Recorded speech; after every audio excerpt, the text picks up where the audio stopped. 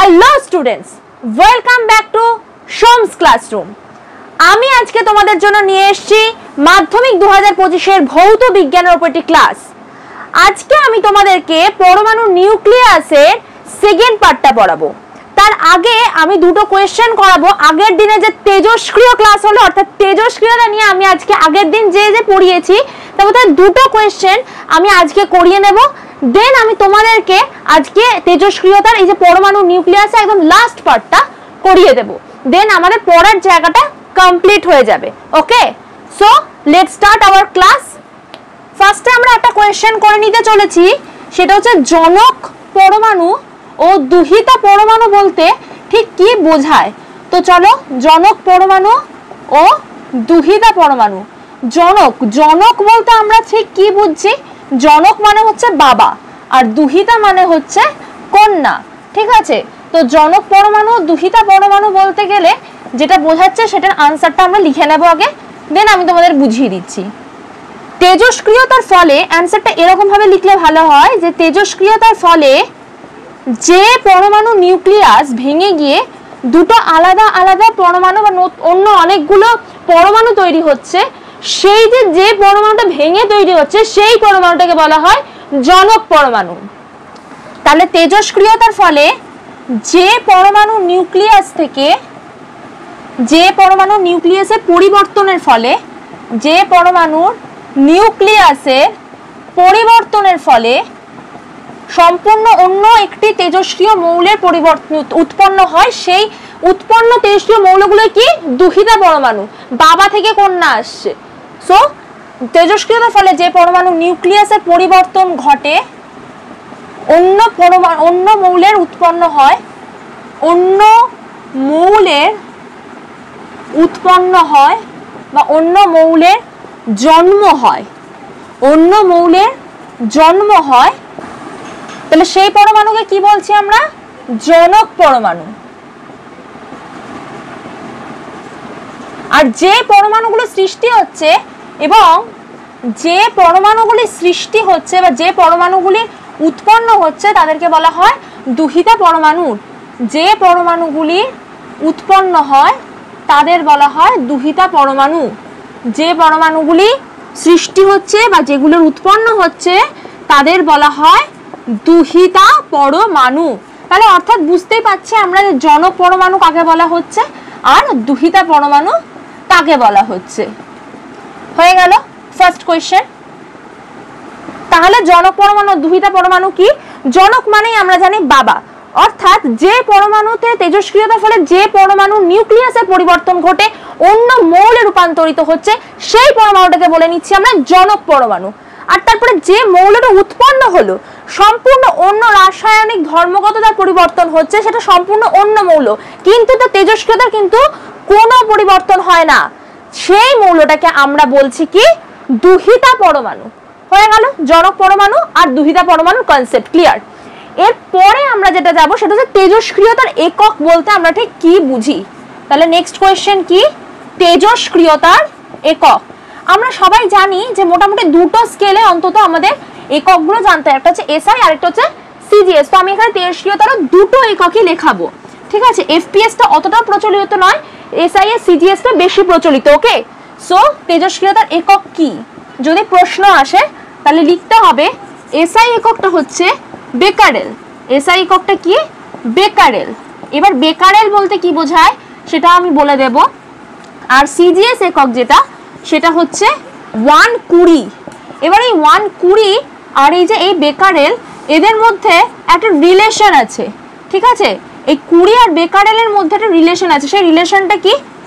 120 equals to 3.7 into 10 to the power 10 Becquerel. হয়ে গেল, রিলেশনটা বেরিয়ে গেল। তাহলে আমরা বুঝতে পারলাম তেজস্ক্রিয়তার এসআই একক কি? বেকারেল। আর সিজিএস একক কি? 20। তাহলে তেজস্ক্রিয়তার এসআই একক বেকারেল, সিজিএস একক 20। আর 120 equals to 3.7 into 10 to the power 10 Becquerel. এখানে এইটা কিন্তু একটা ইম্পর্টেন্ট পয়েন্ট, অনেক সময় প্রশ্ন আসলেও আসতে পারে। হয়ে গেল, এইটুকু ক্লিয়ার, এইটুকু তোমরা টুকে না। এবার আরেকটা প্রশ্ন আমি চলে যাবো, সেটা হচ্ছে 1 বেকারেল বলতে কি বুঝি আর 1 কুড়ি বলতে আমরা ঠিক কি বুঝি। Okay, let's continue. Next question হচ্ছে 1 বেকারেল বলতে আমরা কি বুঝি। Okay, so the next question is 1 becquerel বা বিকিউ। বেকারেলকে যখন আমরা শর্টে লিখি ইংলিশে সেই ক্ষেত্রে আমরা এরকম লিখি বিকিউ, ঠিক আছে। 1 বেকারেল কি? 1 বেকারেল হচ্ছে কোনো একটি তেজস্ক্রিয়, কোনো একটি নির্দিষ্ট পরিমাণ তেজস্ক্রিয় নমুনায়, কোনো নির্দিষ্ট পরিমাণ তেজস্ক্রিয় নমুনায় যদি 1 সেকেন্ডে একটি পরমাণু নির্গত হয়, যদি 1 সেকেন্ডে একটি পরমাণু নির্গত হয় তখন তাকে কি বলা হয়? 1 বিকিউ বা 1 বিকারেল। একটি পরমাণু নির্গত হয় তখন তাকে বলা হয় 1 বেকারেল। তখন তাকে আমরা কি বলছি তাহলে? তখন তাকে বলছি 1 বিকিউ বা 1 বেকারেল।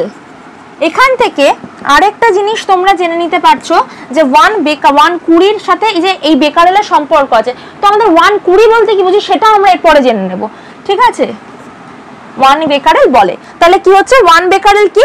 কোনো একটা নির্দিষ্ট পরিমাণ তেজস্ক্রিয় নমুনায় যদি 1 সেকেন্ডে একটি পরমাণু নির্গত হয়, অর্থাৎ যদি একটা তেজস্ক্রিয় বিঘটন ঘটছে এবং যদি 1 সেকেন্ড বা প্রতি সেকেন্ডে যদি একটি পরমাণু নির্গত হচ্ছে তখন তাকে আমরা কি বলছি? 1 বেকারেল। তাহলে 1 বেকারেলটা কি? কোনো নির্দিষ্ট পরিমাণ তেজস্ক্রিয় নমুনায় যদি 1 সেকেন্ড একটি পরমাণু নির্গত হয় তখন তাকে বলি 1 বিকিউ বা 1 বেকারেল। আশা করছি সবার এটা লেখা হয়ে গেছে। তো আমরা নেক্সট কোয়েশ্চেনে চলে যাব। ওকে, নেক্সট কোয়েশ্চেন কি? নেক্সট কোয়েশ্চেন হচ্ছে 120। 4 নাম্বার কোয়েশ্চেনে আমরা যাচ্ছি। 120 বলতে আমরা কি বুঝি? ব্র্যাকেটে এই যে 20 কে আমরা ইংলিশে লিখতে পারি CI দিয়ে, ক্যাপিটাল C স্মল i, যেমন বেকারেলের ক্ষেত্রে কি লিখেছিলাম? Capital B small q। এখানটা তো সেম 120 বলতে কি বোঝাচ্ছে? CI লিখতে পারি, ঠিক আছে, ক্যাপিটাল C স্মল i হয়ে গেল। 120 বলতে কি বুঝি বা কি বোঝো? তাহলে এখানটাতে যখন প্রশ্নটা করছে তাহলে আনসারটা একই হবে, আগেরটার থেকে আমরা কিভাবে বানানো যায় সেটা আমরা দেখবো। জাস্ট একটু চেঞ্জ হবে, আর কিচ্ছু চেঞ্জ নয়। 120 ক্ষেত্রে একটু সামান্য চেঞ্জ হবে, ঠিক আছে, স্মল চেঞ্জ। ওকে, সো এখানটাতে আমরা কি লিখতে পারি? কোনো নির্দিষ্ট পরিমাণ, আগের ভাষাটাই লিখবো এখানটাতেও, শুধু একটুখানি নাম্বারের জায়গাগুলো চেঞ্জ হয়ে যাবে। ওকে, দেখা যাক কিরম ভাবে। কোনো নির্দিষ্ট পরিমাণ তেজস্ক্রিয় নমুনায়, কোনো নির্দিষ্ট পরিমাণ তেজস্ক্রিয় নমুনায় যদি প্রতি সেকেন্ডে বা 1 সেকেন্ডে, ঠিক আছে, যদি প্রতি সেকেন্ডে বা 1 সেকেন্ডে 3.7 into 10 to the power 10, 3.7 into 10 to the power 10 সংখ্যক পরমাণু নির্গত হয় তখন তাকে বলছি আমরা কি? 120। তাহলে বোঝা গেল কেন বলা হচ্ছে 120 equals to 3.7 into 10 to the power 10 Becquerel. তাহলে 3.7 ইন্টু 10 টু দি পাওয়ার সংখ্যক পরমাণু নির্গত হয় তখন তাকে বলছি কি? 120। তখন তাকে কি বলা হয়? তখন তাকে বলা হয় 120। হয়ে গেল 120 বা CI। আমরা যেটা জেনেছি ইংলিশে এই স্মলটা দিয়ে আমাদের সুবিধাটা কি? যখন আমরা লিখব প্রশ্নে, যখন এই যে এরকম 120টা কি আমি তো লিখে দিলাম, এর সাথে সাথে আমি যেটা বলেছিলাম তোমাদেরকে সাজেশনে একটা জায়গাতে আমি টিপস দিয়েছিলাম যে ম্যাথমেটিক্যাল এক্সপ্রেশনসগুলোকে যতটা সম্ভব লেখা যায় তত খাতা অ্যাট্রাকটিভ হয়। তো 120 এরকম লিখে তো দিলাম। এবার তার সাথে সাথে নিচে একটা ছোট্ট এরকম বক্স করব, এরকম একটা ছোট্ট বক্স করে সেখানটাতে আমরা লিখে দেব 1 CI equals to 3.7 into 10 to the power 10 BQ। হয়ে গেল কমপ্লিট। এইটা হচ্ছে খুব ইম্পর্টেন্ট, আমি আগের বারও বললাম। তাহলে 120 বলতে কি বোঝাচ্ছে? যদি কোনো একটি নির্দিষ্ট পরিমাণ তেজস্ক্রিয় নমুনায় 1 সেকেন্ডে বা প্রতি সেকেন্ডে 3.7 ইন্টু 10 টু দি পাওয়ার 10 সংখ্যক পরমাণু নির্গত হয় তখন তাকে আমরা কি জানছি? 120। তাহলে তেজস্ক্রিয়তা CGS একক কি? 120। 120 ইকুয়ালস টু কি? 3.7 into 10 to the power 10 Becquerel. হয়ে গেল কমপ্লিট। এটা তোমরা লিখে নাও। তারপরে আমরা এরপরে জেনে নেব যে আজকে তেজস্ক্রিয়তার এই যে চ্যাপ্টারটা পরমাণু নিউক্লিয়াসের যে চ্যাপ্টারটা পড়ছি, আর তেজস্ক্রিয় ব্যাপারটা কমপ্লিট, কিন্তু তেজস্ক্রিয়তা ঘটে কিভাবে বা তেজস্ক্রিয়তার ফলে কি কি হতে পারে সেই ব্যাপারটা জানবো। পরমাণু নিউক্লিয়াসেও তেজস্ক্রিয়তাটা ঘটছে এবং সেটার ফলে কি কি ঘটনা ঘটে, কতটা মারাত্মক হতে পারে সেই জিনিসটা আমরা জেনে নেব। তো এইটা তোমরা লিখে নাও, কমপ্লিট করে নাও এটা, দেন আমরা পরের পোর্শনটা চলে আসবো যে কি কি আজকে আমরা লাস্ট পার্টটা পড়ছি। ওকে, চলো লিখে নাও। তো আজকে আমরা ডে 2 তে কি কি পড়ে নিচ্ছি দেখা যাক। ফার্স্ট পয়েন্টে আসছে যেটা, সেটা হচ্ছে ভর ত্রুটি। ভর ত্রুটি বলতে আমরা ঠিক কি বুঝছি, বা ভর বিচ্যুতি, ভর বিচ্যুতি বলতে কি বোঝায় সেটা আমরা আজকে জেনে নেব। তার সাথে সাথেই এখানটাতেই আমরা জেনে নেব আইনস্টাইনের ভর ও শক্তির যেটা তুল্যতা নীতি আছে সেইটাও জেনে নেব। তো এটার সাথে পয়েন্ট করে লিখে দিচ্ছি, সেকেন্ড পয়েন্টে লিখছি আইনস্টাইনের ভর ও শক্তির তুল্যতা নীতি। আইনস্টাইনের ভর ও শক্তির তুল্যতা নীতি বা ভর শক্তির তুল্যতা নীতি, ঠিক আছে? এই জিনিসটা আমরা আজকে জেনে নেব এই ভর বিচ্যুতির সাথে সাথে, ঠিক আছে? তারপরে হচ্ছে এর সাথে আমরা আজকে জানবো যেটা, সেটা হচ্ছে নিউক্লিয় রিঅ্যাক্টর সম্পর্কে জেনে নেব, ঠিক আছে? আচ্ছা, তুল্যতা নীতি বলা হলো, এটার আমি লিখে দিচ্ছি ব্র্যাকেটে, সেটা হচ্ছে E = mc²। খুব বিখ্যাত একটা ফর্মুলা, E = mc²। এটার ব্যাপারটা আমরা আজকে জানবো, ঠিক আছে? কিভাবে এই E = mc² আসলো সেটা আমরা এই চ্যাপ্টারটাতেই জেনে নেব। ওকে, তো দেন আমরা আসছি সেটা হচ্ছে বললাম আগে নিউক্লিয় রিঅ্যাক্টর, ওকে, বা নিউক্লিয়ার রিঅ্যাক্টর। তো আসছি সেটা হচ্ছে নিউক্লিয় রিঅ্যাক্টর। তারপর যেটা আসছি সেটা হচ্ছে নিউক্লিয় সংযোজন ও নিউক্লিয় বিয়োজন। এখানটাতেই আমরা কিন্তু পড়বো শৃঙ্খল বিক্রিয়া। এখানটাতে আমরা জানবো হিরোশিমা নাগাসাকিতে ঠিক কিভাবে এই তেজস্ক্রিয়তা ছড়িয়ে গিয়েছিল, কি হয়েছিল সেই দিন, পরমাণু বোমাটা কি, শৃঙ্খল বিক্রিয়া কি, সেই ব্যাপারটা আমরা কিন্তু জানবো নিউক্লিয় সংযোজন ও নিউক্লিয় বিভাজন। তাহলে এই চারটে পোর্শন আমরা আজকে মেইনলি পড়ছি। ওকে, তো এর মধ্যে থেকে যে যে কোয়েশ্চেনগুলো হতে পারে আমি তোমাদের পুরো কনসেপ্টটাই প্রশ্ন আকারে বুঝিয়ে দিচ্ছি যাতে তোমাদের পড়তে সুবিধা হয়। ওকে, তো নিউক্লিয় সংযোজন ও নিউক্লিয় বিভাজন, ঠিক আছে? এই জিনিসটা আমরা পার্থক্য পড়বো, সংজ্ঞা পড়বো, এর বৈশিষ্ট্য পড়বো, শৃঙ্খল বিক্রিয়া পড়বো, এর মধ্যেই পড়বো মোটামুটি আমরা, ঠিক আছে? তাহলে আজকে আমাদের এই চারটে টপিক আমরা আজকে পড়তে চলেছি। ওকে, তো তোমরা এটাকে যদি চাও লিখে নিতে পারো। ওকে,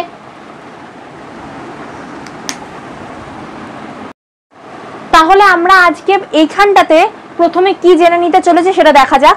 প্রথমে আমরা যেটা জানতে চলেছি সেটা হচ্ছে নিউক্লিয় বিক্রিয়া বা নিউক্লিয়ার রিঅ্যাকশন। ওকে, তো এখানটাতে কি পড়তে চলেছি আমরা, নিউক্লিয় বিক্রিয়া বা নিউক্লিয়ার রিঅ্যাকশন। আমি আগেও বলেছি তোমাদের যে তোমাদেরকে এখন থেকে একটু একটু করে ইংলিশ টার্মসগুলো জানতে হবে, তাই জন্য আমি এখানটাতে তোমাদেরকে একটু ইংলিশ টার্মসটা লিখে দিচ্ছি, ঠিক আছে? নিউক্লিয় বিক্রিয়া বলতে কি বোঝো, ঠিক আছে? তো এখানটাতে আনসারটা কি হতে চলেছে সেটা আমরা লিখিয়ে দিচ্ছি। এখানটাতে আনসারটা কি হবে, কৃত্রিম উপায় বা স্বাভাবিকভাবে। আমি আগের দিনকে তোমাদেরকে স্বাভাবিক তেজস্ক্রিয়তা কি, স্বাভাবিক তেজস্ক্রিয় মৌল কি, এগুলো কিন্তু ভালো করে বুঝিয়ে দিয়েছি। কোনটা কৃত্রিম তেজস্ক্রিয়তা সেটাও আমি তোমাদের মুখে বুঝিয়ে দিয়েছি। তো স্বাভাবিক তেজস্ক্রিয় মৌলের মধ্যে কি কি পড়ে, ইউরেনিয়াম, প্লুটোনিয়াম, রেডিয়াম, এটাও আমি বলে দিয়েছি তোমাদেরকে, স্বাভাবিক বা প্রাকৃতিক তেজস্ক্রিয়তা এটা। তো আমি আজকে একদম ডিরেক্ট চলে আসছি তো নিউক্লিয়ার রিঅ্যাকশন বলতে কি বুঝি, ঠিক আছে? কৃত্রিম উপায় বা স্বাভাবিকভাবে বা প্রাকৃতিকভাবে, ঠিক আছে? কৃত্রিম উপায় বা স্বাভাবিকভাবে কোনো পরমাণুর নিউক্লিয়াসের পরিবর্তন ঘটে বা কোনো তেজস্ক্রিয় পরমাণুর নিউক্লিয়াসের পরিবর্তন ঘটে, কোনো তেজস্ক্রিয় পরমাণু যদি নিউক্লিয়াসের পরিবর্তন ঘটে, পরমাণুর যদি নিউক্লিয়াসের পরিবর্তন ঘটে অপর একটি মৌলের উৎপন্ন হয়, যেটা বলেছিলাম যে যে পরমাণু নিউক্লিয়াসের পরিবর্তন হচ্ছে তাকে কি বলেছি আমি আজকে ক্লাসে প্রথমেই আমি এটা বুঝিয়ে দিয়েছি, সেটা হচ্ছে জনক পরমাণু। ওকে, তো যদি নিউক্লিয়াসের পরিবর্তন ঘটে এবং অন্য মৌল, অন্য তেজস্ক্রিয় মৌলই কিন্তু থাকছে, তার নিউক্লিয়াসের পরিবর্তন ঘটছে কিন্তু তার রাসায়নিক ধর্মেরও পরিবর্তন ঘটছে, ঘটলেও বা না ঘটলেও তার তেজস্ক্রিয়তার কিন্তু কোনো রকম পরিবর্তন হয় না। রাসায়নিক ধর্মের সাথে তার তেজস্ক্রিয়তার কোনো সম্পর্ক নেই। ওই জন্যই বলা হয়েছিল যে কোনো পরমাণু তেজস্ক্রিয়তা সম্পূর্ণই তার নিউক্লিয়াস জনিত ঘটনা। ওকে, তো যদি নিউক্লিয়াসের পরিবর্তন ঘটে, অপর কোনো মৌল উৎপন্ন হয়, তখন তাকে আমরা কি বলছি? Nuclear reaction. অপর কোনো মৌলের, সেই মৌলটা কি তেজস্ক্রিয়, তো অপর কোনো মৌলের উৎপন্ন হলে বা সৃষ্টি হলে, অপমৌলের উৎপন্ন হলে বা সৃষ্টি হলে, যে কোনো একটা ল্যাঙ্গুয়েজ লিখলেই হলো। আমি একটু হয়তো বাংলায় এরকম ল্যাঙ্গুয়েজ দিয়ে লেখাচ্ছি, তাহলে পরে তোমাদের খাতাটা কিন্তু টিচারের কাছে একটু অ্যাট্রাকটিভ হবে। ওকে, ভালো ল্যাঙ্গুয়েজ দিয়ে লিখলে টিচার একটু ভালোভাবে বুঝতে পারে। তো উৎপন্ন হলে বা সৃষ্টি হলে তাকে আমরা কি বলছি? নিউক্লিয় বিক্রিয়া। তাকে কি বলা হচ্ছে? নিউক্লিয় বিক্রিয়া বা নিউক্লিয়ার রিঅ্যাকশন হয়ে গেল, তাকে নিউক্লিয় বিক্রিয়া বলে। তাহলে কি কৃত্রিম উপায় বা স্বাভাবিকভাবে কোনো তেজস্ক্রিয় পরমাণুর যদি নিউক্লিয়াসের পরিবর্তন ঘটে অপর কোনো মৌলের উৎপন্ন হলে বা অপর কোনো মৌলের উৎপন্ন হয় বা সৃষ্টি হয়, তাকেই বলা হচ্ছে কি? নিউক্লিয় বিক্রিয়া। যে উপায়টাতে এটা ঘটছে এবং তার ফলে যে বিক্রিয়াটা হচ্ছে সেইটাকেই বলা হচ্ছে কিন্তু নিউক্লিয় বিক্রিয়া। হয়ে গেল এই জায়গাটাতে নিউক্লিয় বিক্রিয়া তাহলে কি হচ্ছে, তাহলে এটা তোমরা লিখে নাও। ওকে, তারপরের কোয়েশ্চেনে আমরা চলে আসছি। তারপরের কোয়েশ্চেনটা কি? আইনস্টাইনের ভর ও শক্তির তুল্যতা নীতি। আইনস্টাইনের ভর ও শক্তির তুল্যতা নীতি। আমি কি বলে দিলাম ফর্মুলাটা? E=mc²। তাহলে এবার এটা আসছে কোথা থেকে, কিভাবে বা আসছে সেইটা আমরা দেখে নেব। ভর ও শক্তির তুল্যতা নীতি বিবৃত করো, বা তুল্যতা নীতি বলতে কি বোঝো, ঠিক আছে? এইভাবে কোয়েশ্চেনটা আসতে পারে। তাহলে এখানটাতে আমরা ডিরেক্ট আনসারে চলে যাব। আনসারে কি লিখব? আইনস্টাইনের, আমরা জানি নিশ্চয়ই বিজ্ঞানী আইনস্টাইনের কথা। উনি একজন খুবই ভালো একজন বিজ্ঞানী, যার কিন্তু অনেক অবদান রয়েছে আমাদের ফিজিক্সে, কিন্তু প্রচুর অবদান রয়েছে। ওকে, তো এটার ব্যাপারে তোমরা আরো জানতে পারবে, হায়ার ক্লাসে আরো জানতে পারবে। তো এখানে তোমরা এভাবে লিখবে আনসারটা।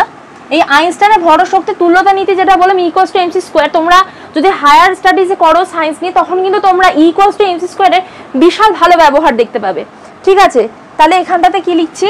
আইনস্টাইনের আপেক্ষিকতাবাদ তত্ত্ব থেকে জানা যায়, আপেক্ষিকতাবাদ তত্ত্ব থেকে, আপেক্ষিকতাবাদের তত্ত্ব থেকে জানা যায়, কি জানা যাচ্ছে? যে কোনো পদার্থকে, মানে কোনো পদার্থে যে ভর থাকছে সেই ভরটা কি করা যায়? শক্তিতে রূপান্তরিত করা যায়। আবার সেই শক্তিকে কিন্তু ভরে রূপান্তরিত করা যায়। সেইখান থেকে আসবে E=mc²। আপেক্ষিকতাবাদের তত্ত্ব থেকে জানা যায় যে কোনো পদার্থের ভরকে বা কোনো পদার্থকে শক্তিতে রূপান্তরিত করা যায়। আমি এখানে লিখছি কোনো পদার্থের ভরকে, ঠিক আছে? কোনো পদার্থের ভরকে শক্তিতে এবং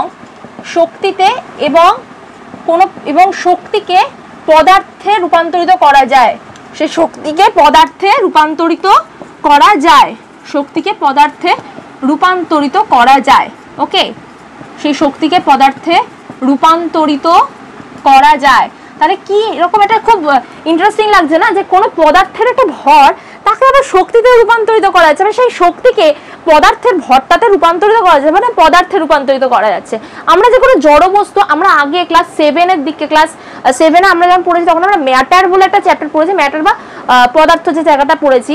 তো ওখানটাতেও কিন্তু এই যে এই E=mc² এর কথাটা কিন্তু একটু হলে আমরা জেনেছি এইটুকু বিষয়, যে পদার্থের ভরকে শক্তিকে পদার্থের ভরে রূপান্তরিত করা যায়। কিন্তু ব্যাপারটা এতটা ডিটেলসে পড়িনি, এখানে আমরা একটু পড়বো, এর থেকেও ডিটেলসে হায়ার স্টাডিজে পড়া যায়। ওকে, তো পদার্থে রূপান্তরিত করা যায়।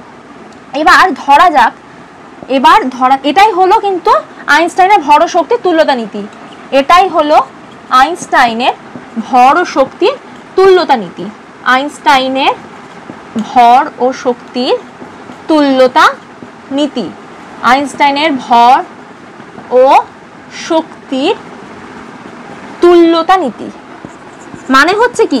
ভর আর শক্তির মধ্যে যে একটা ইকুয়ালিটি রয়েছে সেইটাকে এখানে বোঝাচ্ছে। ওকে, ভর ও শক্তির তুল্যতা নীতি, ইকুয়ালিটি বলতে সাম্যাবস্থা। ওকে, তো এটাই হলো আইনস্টাইনের ভর ও শক্তির তুল্যতা নীতি। এবার ধরা যাক যে কোনো পদার্থের m মাসকে, ঠিক আছে, কোনো পদার্থের m মাসকে বা ভরকে, মাস মানে ভর, ঠিক আছে, m ভরকে শক্তিতে রূপান্তরিত করা হচ্ছে, শক্তিতে রূপান্তরিত করা হচ্ছে। এবার কি করে শক্তিতে রূপান্তরিত করা হবে সেটা দেখা যাক। রূপান্তরিত করা হচ্ছে শক্তিতে। এবার শক্তিটা কি হবে, শক্তিকে আমরা ই দিয়ে বোঝাচ্ছি, ঠিক আছে। m ভরকে শক্তিতে রূপান্তরিত করা হলে আমরা লিখতে পারি E equals to mc square. এখন এখানে সিটা কি, সি হচ্ছে আলোর বেগ বা দ্রুতি, ঠিক আছে, আলোর বেগ বা দ্রুতি হয়ে গেল। তাহলে এখানটাতে ইকুয়ালস টু এমসি স্কোয়ার। ই কি, ই হচ্ছে শক্তি বা এনার্জি টার্ম, ঠিক আছে, ই হচ্ছে শক্তি বা এনার্জি, আর এম কি, এম হচ্ছে ভর। এটা খুব ইম্পর্টেন্ট, যদি এই প্রশ্নটা আসে আইনস্টাইনের ভর ও শক্তির তুল্যতা নীতি বলতে কি বোঝো, তাহলে এভাবে লিখতে হবে। আইনস্টাইনের আপেক্ষিকতাবাদের তত্ত্ব থেকে জানা যায় যে কোনো পদার্থের ভরকে শক্তিতে এবং শক্তিকে পদার্থে রূপান্তরিত করা যায়। এটাই হলো আইনস্টাইনের ভর ও শক্তির তুল্যতা নীতি। ওকে, ধরা যাক কোনো পদার্থের এম ভরকে ই শক্তিতে রূপান্তরিত করা হচ্ছে, এখানে লিখে দিচ্ছি ই শক্তিতে রূপান্তরিত করা হচ্ছে, তখন তাহলে আমরা কি লিখতে পারি, আইনস্টাইনের আপেক্ষিকতাবাদের তত্ত্ব অনুযায়ী বা আইনস্টাইনের এই আপেক্ষিক ভর ও শক্তির তুল্যতা নীতি অনুযায়ী তখন আমরা লিখতে পাচ্ছি ই ইকুয়ালস টু এমসি স্কোয়ার, যেখানে এম কে, এম হচ্ছে পদার্থের ভর, সি হচ্ছে আলোর বেগ বা দ্রুতি, আর ই হচ্ছে শক্তি বা এনার্জি টার্ম। ওকে, তো এটা তোমরা লিখে নাও, এটা কিন্তু খুব ইম্পর্টেন্ট একটা প্রশ্ন। আর এই যে এই বক্স করে দিয়েছি আমি এটাকে, এই ই ইকুয়ালস টু এমসি স্কোয়ার, অবশ্যই তোমরা কিন্তু লিখবে। পরীক্ষার খাতায় যদি এইগুলোকে বাদ দিয়ে আসো, খাতা কিন্তু অ্যাট্রাকটিভও হবে না, নাম্বারও কম পাবে, কারণ হচ্ছে এগুলো হচ্ছে মেইন টার্ম। ওকে, তো এইটা তোমরা ভালো করে লিখে নাও, এটা কিন্তু খুব ইম্পর্টেন্ট, এটা কিন্তু এভাবেই চেষ্টা করবে নামিয়ে আসার। ওকে, লিখে নাও। আমরা পরের কোয়েশ্চেনে চলে যাচ্ছি। ওকে, 4 নাম্বার কোয়েশ্চেনে আমরা কি করব, ভর ত্রুটি বা ভর বিচ্যুতি বা মাস ডিফেক্ট। ভর ত্রুটি বা ভর বিচ্যুতি বলতে কি বোঝো, ঠিক আছে, ভর ত্রুটি বা ভর বিচ্যুতি বলতে কি বোঝো। এখানটায় আমি একটু ইংলিশ টার্মটা লিখলাম, মাস ডিফেক্ট। ওকে, মাস ডিফেক্ট কি, তো চলো দেখা যাক। কোনো পরমাণু, ডিরেক্ট আমি আনসারে ঢুকছি, কোনো পরমাণুর নিউক্লিয়াসের ভর যদি, কোনো পরমাণুর নিউক্লিয়াসের ভর যদি তার সেই নিউক্লিয়াসে অবস্থিত প্রোটন ও নিউট্রনের ভরের সমষ্টি থেকে কম হয়, তখন তাকে কি বলা হচ্ছে, ভর বিচ্যুতি বা ভর ত্রুটি। তাহলে কি, কোনো পরমাণুর নিউক্লিয়াসের ভর বা মাস যদি ওই পরমাণুর নিউক্লিয়াসে অবস্থিত, যদি পরমাণুর নিউক্লিয়াসে অবস্থিত প্রোটন ও নিউট্রনের ভর সমষ্টি অপেক্ষা কম হয়। পরমাণুর নিউক্লিয়াসে অবস্থিত, পরমাণুর নিউক্লিয়াসে অবস্থিত প্রোটন ও নিউট্রন সংখ্যা অপেক্ষা, অবস্থিত প্রোটন ও নিউট্রন সংখ্যার ভর, প্রোটন ও নিউট্রনের ভর সমষ্টি অপেক্ষা কম হয়। তাহলে কি, কোনো পরমাণু নিউক্লিয়াসের ভর যদি পরমাণুর নিউক্লিয়াসে অবস্থিত প্রোটন ও নিউট্রনের ভর সমষ্টি অপেক্ষা কম হয়, কি হচ্ছে, ভর সমষ্টি অপেক্ষা কম হয়, ঠিক আছে, ভর সমষ্টি অপেক্ষা কম হয়, তবে তাকে ভর বিচ্যুতি বা মাস ডিফেক্ট বা হচ্ছে ভর ত্রুটি বলে, ঠিক আছে, তাকে ভর বিচ্যুতি বা ভর ত্রুটি বা মাস ডিফেক্ট বলে। ভর বিচ্যুতি বা ভর ত্রুটি বা মাস ডিফেক্ট বলে। এখান থেকে একটা ফর্মুলা বেরোবে, সেটাও আমি তোমাদেরকে করিয়ে দেব, ভর ত্রুটি বা মাস ডিফেক্ট বলে। তাহলে আশা করছি এটা বোঝা গেল যে ভর ত্রুটি বা মাস ডিফেক্ট বলতে কি বোঝানো হচ্ছে, ঠিক আছে। কোনো পরমাণুর নিউক্লিয়াসের ভর যদি পরমাণু নিউক্লিয়াসে অবস্থিত প্রোটন ও নিউট্রন সংখ্যা অপেক্ষা কম হয়, তখন সেই প্রোটন ও নিউট্রনের ভর সমষ্টি অপেক্ষা কম হয়, তবে তাকে ভর বিচ্যুতি বা ভর ত্রুটি বলে। তো এই সংক্রান্ত একটা সূত্রও আছে, সেটা আমি দেখিয়ে দিচ্ছি। সাপোজ ধরো, এক্সাম্পল, উদাহরণস্বরূপ ধরা যাক, উদাহরণস্বরূপ যদি কোনো পরমাণু, ধরা যাক যে উদাহরণস্বরূপ ZXA, ঠিক আছে, এইটা একটা পরমাণু। তো এই পরমাণুর আমি কি হচ্ছে, এই পরমাণুর ভর বিচ্যুতিটার ফর্মুলাটা আমরা কি করে বের করব, ঠিক আছে, পরমাণুর ভর বিচ্যুতির সূত্র, ভর বিচ্যুতি হয়েছে ধরে নেব আমরা। তো এই পরমাণুর ভর বিচ্যুতির সূত্র, ঠিক আছে, ভর বিচ্যুতির সূত্র। তো এখানে জেড কি আমি আগের দিন বারবার করে পই পই করে বলেছি, জেড হচ্ছে পরমাণুর পরমাণু ক্রমাঙ্ক বা প্রোটন সংখ্যা। পরমাণুর কি? প্রোটন সংখ্যা বা পরমাণু ক্রমাঙ্ক, ঠিক আছে, বা পরমাণু ক্রমাঙ্ক। এটা আমি লিখে দিলাম, জেড ইকুয়ালস টু কি হচ্ছে? পরমাণু ক্রমাঙ্ক। ওকে, দেন আমি আসছি হচ্ছে এ ইকুয়ালস টু হচ্ছে পরমাণুর ভর সংখ্যা, ঠিক আছে, পরমাণুর মাস নাম্বার বা ভর সংখ্যা। তারপর যেটা আসবো সেটা হচ্ছে এমটা ইকুয়ালস টু, যে ক্যাপিটাল এম এ যেটা লিখছি সেইটা কি? সেইটা হচ্ছে পরমাণুর নিউক্লিয়াসের ভর, পরমাণুর নিউক্লিয়াসের ভর, ঠিক আছে, পরমাণুর নিউক্লিয়াসে ভর। তো এখানে আচ্ছা ভর বিচ্যুতির সূত্র নির্ণয় করা যাক, এরকম ভাবে লিখে নাও, ঠিক আছে, নির্ণয় করা যাক, একটা হাইফেন দিয়ে দাও, ব্যাস এটুকুতে এখানে কমপ্লিট। আর এখানটাতে এই যে এম, এইগুলো লিখে দেবে। এগুলো যদি তুমি পরীক্ষায় লিখে দাও তাহলে তোমার টিচারের বুঝতে সুবিধা হবে, টিচার ভাববে যে স্টুডেন্টরা জানে, ঠিক আছে। আচ্ছা, এম পি, স্মল এম, এখানে সাফিক্স এম পি লিখছি, এটা হচ্ছে পরমাণুর একটি প্রোটনের ভর, পরমাণুর একটি প্রোটনের ভর হয়ে গেল। আর হচ্ছে স্মল এম দিয়ে সাফিক্সে এন যদি লিখি, পরমাণুর একটি নিউট্রনের ভর, এখানটাতে কি লিখছি? পরমাণুর একটি নিউট্রনের ভর। এখানে আমাদের কি বের করতে দিয়েছে? সুতরাং ভর বিচ্যুতি বা ভর ত্রুটি কি সেটা আমরা দেখে নেব। ভর বিচ্যুতি, ঠিক আছে, ইকুয়ালস টু দিয়ে আমরা লিখবো যেটা। আচ্ছা, একটি প্রোটনের ভর আমি কত বললাম? এমপি। জেড সংখ্যক পরমাণু আছে, জেড সংখ্যক পরমাণু, জেড সংখ্যক প্রোটন আছে, জেড সংখ্যক প্রোটনের জন্য তাহলে তার ভর কত হতে পারে? Z into MP. Okay, clear? এটা Z into MP plus neutron, একটি নিউট্রনের ভর কত? স্মল এম সাফিক্সে এন, তাহলে জেড মাইনাস এ সংখ্যক, এ মাইনাস জেড সংখ্যক এখানে নিউট্রন থাকছে। কেন কি? আমি আগের দিন বারবার করে পই পই করে চেঁচিয়ে বলেছি, ভর সংখ্যা থেকে যদি আমি প্রোটন সংখ্যাটা বাদ দিই পাই আমি নিউট্রিয়ন সংখ্যা। যেহেতু নিউট্রনের মধ্যে প্রোটন আর নিউট্রন দুটো একসাথে সমষ্টিবদ্ধভাবে থাকছে, তাই জন্য এখানটাতে হবে A minus Z into M N, minus যাবে হচ্ছে নিউক্লিয়াসের ভর। তার কারণটা কি? আমি আগেই বললাম যে ভর ত্রুটি বা ভর বিচ্যুতি বা মাস ডিফেক্ট হলো সেইটা যে ক্ষেত্রে কোনো পরমাণু নিউক্লিয়াসে অবস্থিত প্রোটন ও নিউট্রনে ভর সমষ্টির থেকে সেই নিউক্লিয়াসের ভরটা কম হচ্ছে, তাই জন্য এখানটাতে মাইনাস হয়ে যাচ্ছে। কম মানে আমরা জানি মাইনাস, তো এখানটাতে নিউক্লিয়াসের ভরটা মাইনাস হয়ে যাচ্ছে।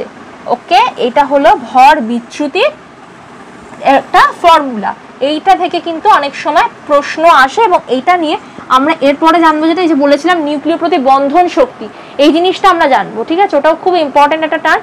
তো আমরা আগে এই জিনিসটাকে ভালো করে পড়ে নেব এবং এইটাকে ভালো করে তোমরা লিখে নাও। যদি খাতায় কখনো যদি প্রশ্ন আসে ভর বিচ্যুতি ও ভর ত্রুটি বলতে কি বোঝো, সে আসুক 2 নাম্বারে, তবু তোমরা এই এতটা পুরো ব্যাখ্যা করে দেবে। যদি তোমরা এই ব্যাখ্যাটা করে দাও তাহলে টিচার বুঝবে, স্টুডেন্টটা জানে, ঠিক আছে। তো এই জিনিসটা পুরোটা লিখবে। আর অবশ্যই ম্যাথমেটিক্যাল এক্সপ্রেশনগুলো কেউ বাদ দেবে না, ম্যাথমেটিক্যাল এক্সপ্রেশনগুলো একদম বাদ দেবে না এবং লেখাগুলো ঠিকঠাকভাবে লিখবে।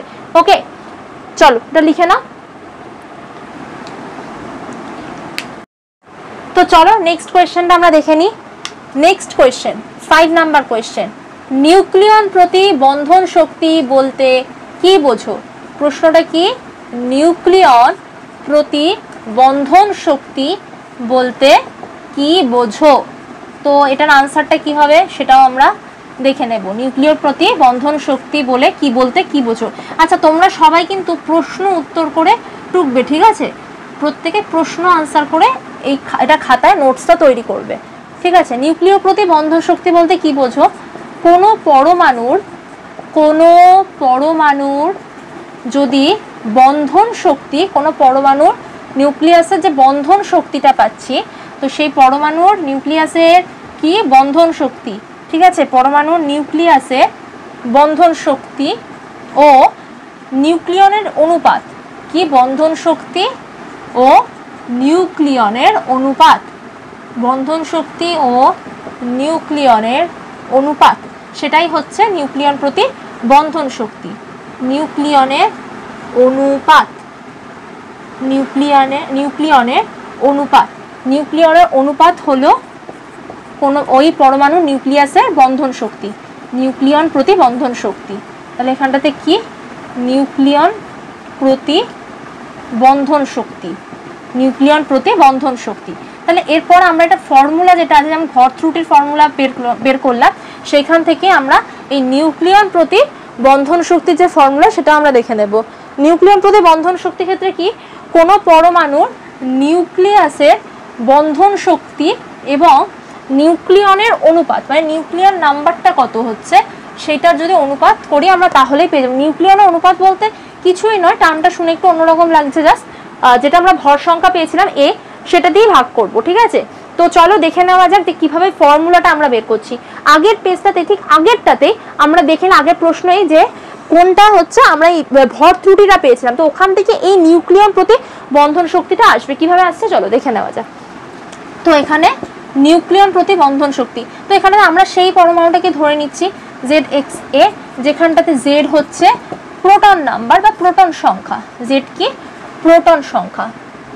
আচ্ছা, নিউক্লিয় বন্ধন শক্তিকে ইংলিশে কি বলা হয় জানো? ইংলিশে বলা হয় বাইন্ডিং এনার্জি পার নিউক্লিয়ন, ঠিক আছে। তো এটা হচ্ছে প্রোটন সংখ্যা, Z হচ্ছে প্রোটন সংখ্যা, A হচ্ছে ভর সংখ্যা, A হচ্ছে ভর সংখ্যা।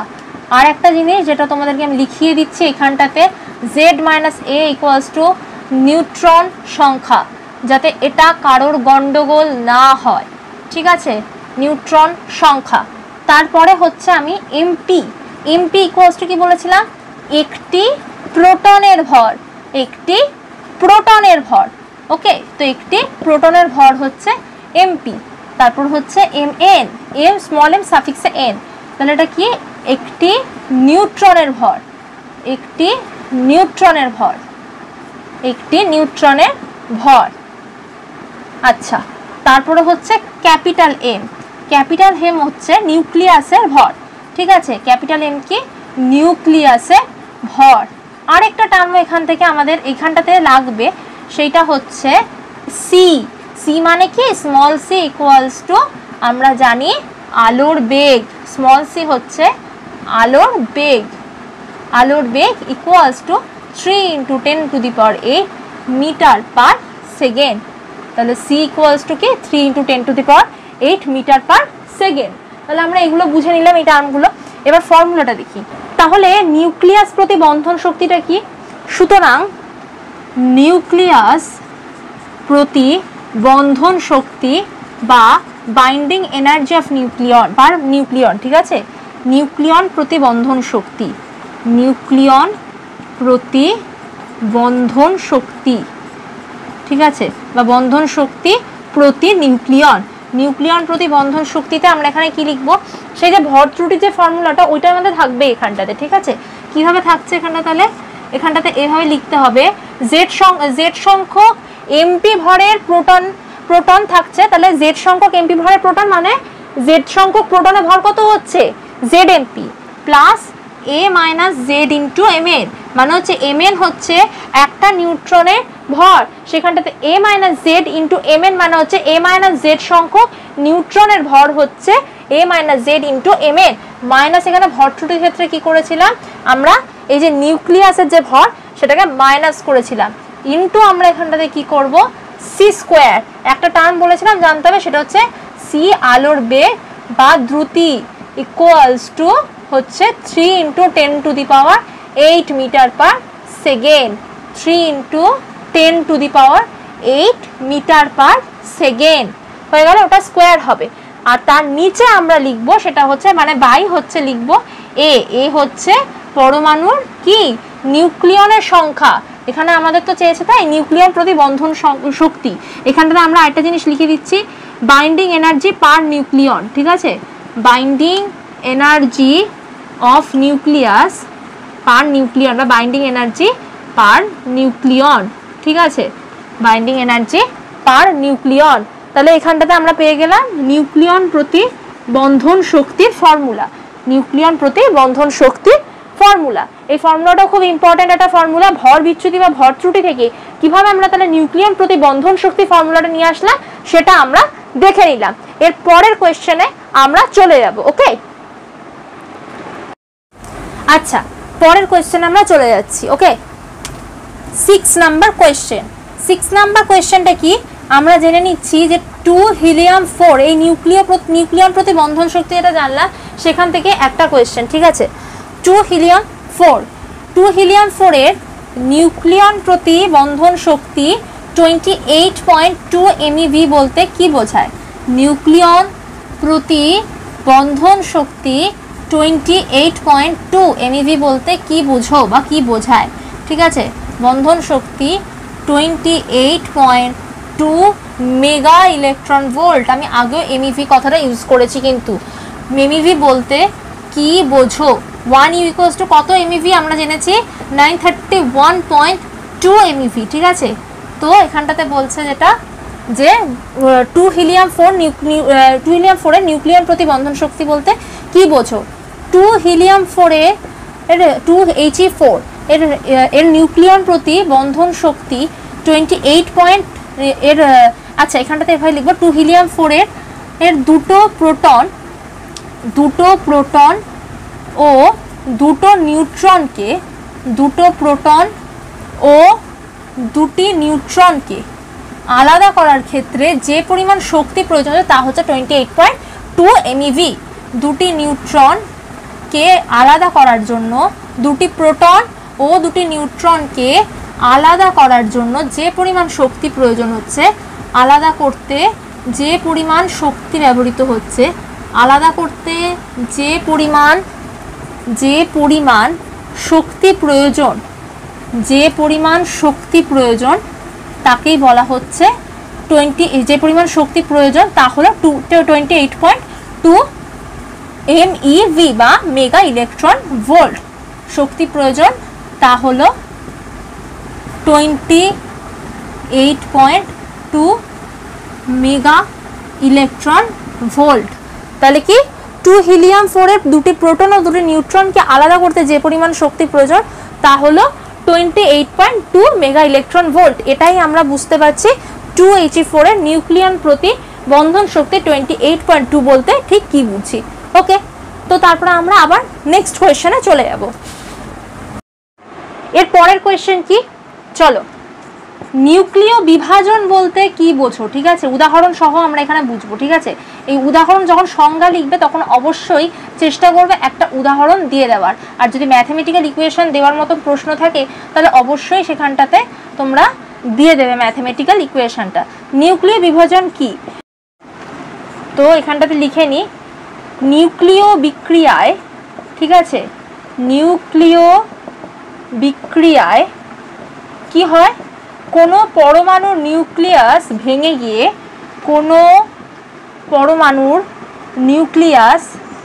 ভেঙে গিয়ে আচ্ছা এখানটাতে লিখে নিও যে নিউক্লিয় বিক্রিয়া। ঠিক আছে, যে নিউক্লিয় বিক্রিয়ায় কোনো পরমাণুর নিউক্লিয়াস ভেঙে গিয়ে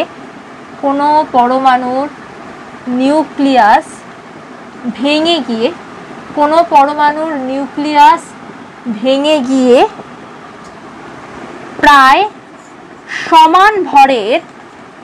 সমান ভরের মানে একটা পরমাণুর নিউক্লিয়াস ভারী নিউক্লিয়াস। ঠিক আছে, কোনো পরমাণু ভারী নিউক্লিয়াস, এখানে লিখে দিচ্ছি, কোনো পরমাণুর ভারী নিউক্লিয়াস ভেঙে গিয়ে প্রায় সমান ভরের দুটি নিউক্লিয়াস এ পরিণত হলে, প্রায় সমান ভরের দুটি নিউক্লিয়াসে পরিণত হলে এবং তার সাথে দুটি নিউক্লিয়াসে, যে নিউক্লিয় বিক্রিয়া কোনো পরমাণু ভারী নিউক্লিয়াস ভেঙে গিয়ে প্রায় সমান ভরে দুটি নিউক্লিয়াসে পরিণত হয় এবং গামা রশ্মি তার সাথে কি নির্গত হচ্ছে? গামা রশ্মি ও কিছু পরিমাণ শক্তি নির্গত হয়। গামা রশ্মি ও কিছু পরিমাণ শক্তি নির্গত হয়, তাকেই বলা হচ্ছে নিউক্লিয় বিভাজন বিক্রিয়া। শক্তি নির্গত হয়, প্রচুর পরিমাণ শক্তি নির্গত হয় বা প্রচুর পরিমাণ এখানে আচ্ছা কিছু পরিমাণে লিখে প্রচুর লেখো, কারণ হচ্ছে শক্তিটা না নিউক্লিয় বিভাজনের শক্তি নিউক্লিয় সংযোজনের থেকেও বেশি হয়, তাই জন্য প্রচুর পরিমাণ শক্তি নির্গত হয়, তাকে বলা হয় নিউক্লিয় বিভাজন বিক্রিয়া। কি বলা হচ্ছে? নিউক্লিয়ার ডিভিশন রিঅ্যাকশন অর নিউক্লিয় বিভাজন বিক্রিয়া। কি বলছি? নিউক্লিয় বিভাজন বিক্রিয়া হয়ে গেল। তাহলে তাকে কি বলা হচ্ছে? নিউক্লিয় বিভাজন বিক্রিয়া। তো এটার একটা উদাহরণ দেখে নেব। একটা রিঅ্যাকশন আমি প্রথমে লিখছি, উদাহরণটা কি লিখছি, একটা রিঅ্যাকশন লিখছি। ইউরেনিয়াম আমরা কি জানি? তেজস্ক্রিয় মৌল, তাই তো? তো এই তেজস্ক্রিয় মৌলটা যদি ভেঙে যায় তাহলে কি হয় দেখো। আচ্ছা, এই তেজস্ক্রিয় মৌলটা কি করছে? একটা নিউট্রন গ্রহণ করবে, ঠিক আছে? তো একটা নিউট্রন গ্রহণ করে নিয়ে এটা ভেঙে যাচ্ছে। কিসে কিসে ভাঙছে? একটা বেরিয়ামে, আরেকটা ভাঙছে ক্রিপ্টনে। তার সাথে সাথে নির্গত হচ্ছে 3টে নিউট্রন, তার সাথে সাথে নির্গত হচ্ছে 200.6 MeV, মানে হচ্ছে মেগা ইলেকট্রন ভোল্ট। এটা প্রায় লিখছি, ঠিক আছে? এবার বেরিয়াম আর ক্রিপ্টনের ক্ষেত্রে এটা প্রোটন আর নিউট্রন নাম্বারটা আমি লিখে নিচ্ছি। 56 বেরিয়াম 141, আর ক্রিপ্টনের ক্ষেত্রে হচ্ছে 36 হচ্ছে এর প্রোটন নাম্বার, আর 92 হচ্ছে এর ভর সংখ্যা, ঠিক আছে? তাহলে এখানে কি আসছে? যে নিউক্লিয় বিক্রিয়া কোনো পরমাণুর ভারী নিউক্লিয়াস ভেঙে গিয়ে প্রায় সমান ভরের দুটি নিউক্লিয়াসে পরিণত হচ্ছে, ঠিক আছে? প্রায় সমান ভরের দুটি নিউক্লিয়াসে পরিণত হয়। গামা, তার সাথে সাথে কি কি নির্গত হচ্ছে? গামা রশ্মি প্রচুর পরিমাণে শক্তি নির্গত হয় বা শক্তি উদ্ভব হয়, তাকে বলা হয় নিউক্লিয় বিভাজন বিক্রিয়া। এর একটা উদাহরণ কি? 92U235, ঠিক আছে? তার সাথে একটা নিউট্রনকেও গ্রহণ করলো। কি করলো? একটা নিউট্রনকেও গ্রহণ করলো। এবার এটা ভেঙে গেল কিসে কিসে? বেরিয়াম আর ক্রিপ্টনে, ঠিক আছে? প্রায় সমান ভরের ও দুটো নিউক্লিয়াসে ভেঙে গেল। শুধু নিউক্লিয়াসে ভাঙলো, তার সাথে সাথে কি করলো? কিছু পরিমাণ নিউট্রন ছেড়ে দিল, 3টে সংখ্যক নিউট্রন ছেড়ে দিল। তার সাথে সাথে 200.6 MeV, এই এতটা শক্তি উদ্ভব হচ্ছে। তার মানে কি বুঝতে পারছি? নিউক্লিয় বিভাজনে একটা বিশাল মাত্রায় শক্তি উৎপাদন হতে পারে। ওকে, তো এটার সাথে আমি একটুখানি ল্যাঙ্গুয়েজে যদি এখানে লিখে নিই যে 92U235, ঠিক আছে, একটি নিউট্রনকে গ্রহণ করে নিয়ে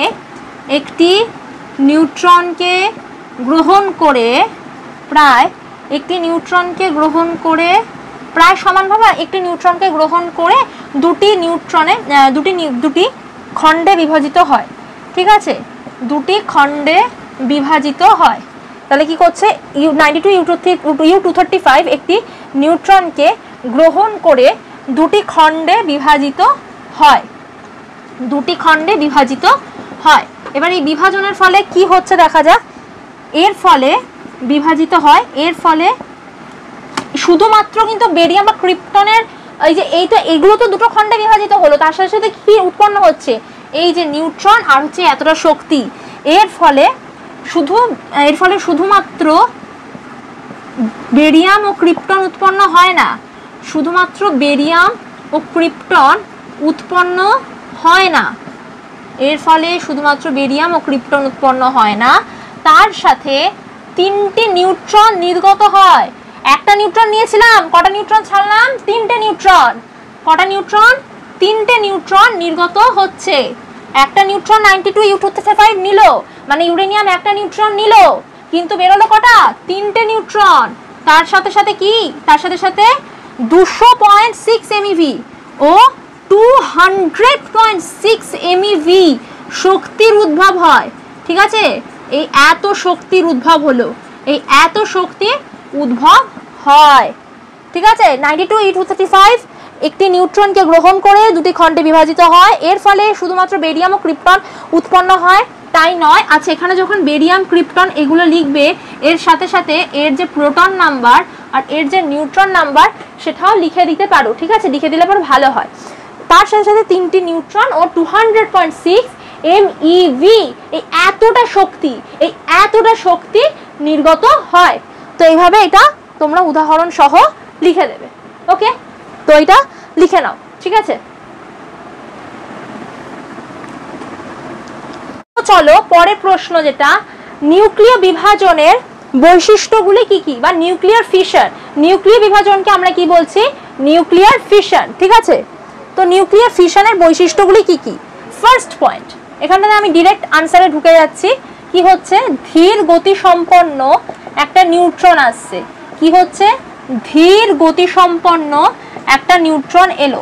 ধীর গতি সম্পন্ন একটি নিউট্রনের আঘাতে, এখানটাতে কি লিখছি? ধীর গতি সম্পন্ন একটি, ওইখানটাতে ওই জন্য একটা নিউট্রন যা গ্রহণ করেছিল দেখলাম 92U235, মানে হচ্ছে ইউরেনিয়াম একটা নিউট্রনকে গ্রহণ করেছিল। সেম এখানটাতে আমি লিখে দিচ্ছি, ওইখান থেকে আসছে ধীর গতি সম্পন্ন একটি নিউট্রনের আঘাতে কি হয়? নিউক্লিয়াসটি, পরমাণু নিউক্লিয়াসটি প্রায় সমান ভরের দুটি খণ্ডে বিভাজিত হয়। নিউক্লিয়াসটি প্রায় সমান ভরের দুটি খণ্ডে বিভাজিত হয়। প্রায় সমান ভরের দুটি খণ্ডে বিভাজিত হয়।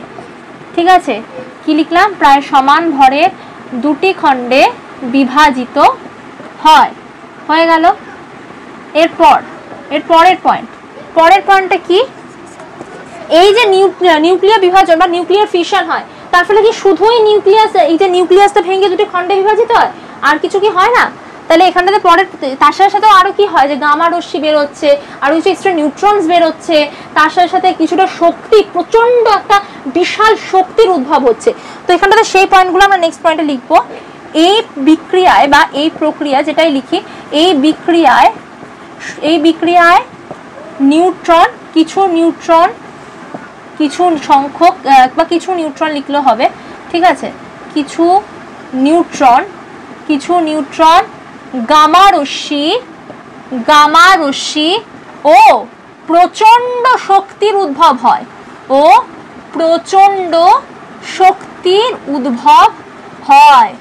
ঠিক আছে, এটা হলো আমার second point of the characteristics of nuclear fission. বৈশিষ্ট্য মানে কি? ক্যারেক্টারিস্টিক্স। ওকে, তারপর আমরা যাচ্ছি থার্ড পয়েন্টটা কি বলছে? এই যে এই বিক্রিয়া ঘটছে, এই বিক্রিয়াতে কি হয়? এই যে নিউক্লিয়নগুলো, একটা নিউট্রন না হয় আঘাত আসছে, নিউক্লিয়াসে দুটো খণ্ডে বিভাজিত হয়ে যায়, তার সাথে আরো কিছু নিউট্রন তো বের হয়। ঠিক আছে, আর কিছু গামা রশ্মির প্রচন্ড শক্তিরও উদ্ভব হয়। এখান থেকে আমরা আরেকটা কনসেপ্ট জানবো, সেটা হচ্ছে শৃঙ্খল বিক্রিয়া বা চেইন রিঅ্যাকশন। সেটা কনসেপ্টটা আমরা আসছি। তো এখানে পয়েন্টটাকে লিখে নিচ্ছি। এই বিক্রিয়ায় উৎপন্ন হয় যে নিউট্রনগুলো, ঠিক আছে, কি বলেছিলাম? কিছু নিউট্রন গামা রশ্মির প্রচন্ড শক্তির উদ্ভব হয়। উৎপন্ন নিউট্রনগুলি পার্শ্ববর্তী, মানে হচ্ছে পাশাপাশি বা কাছাকাছি যেগুলো থাকছে, ঠিক আছে, তো সেটাকে বলা পার্শ্ববর্তী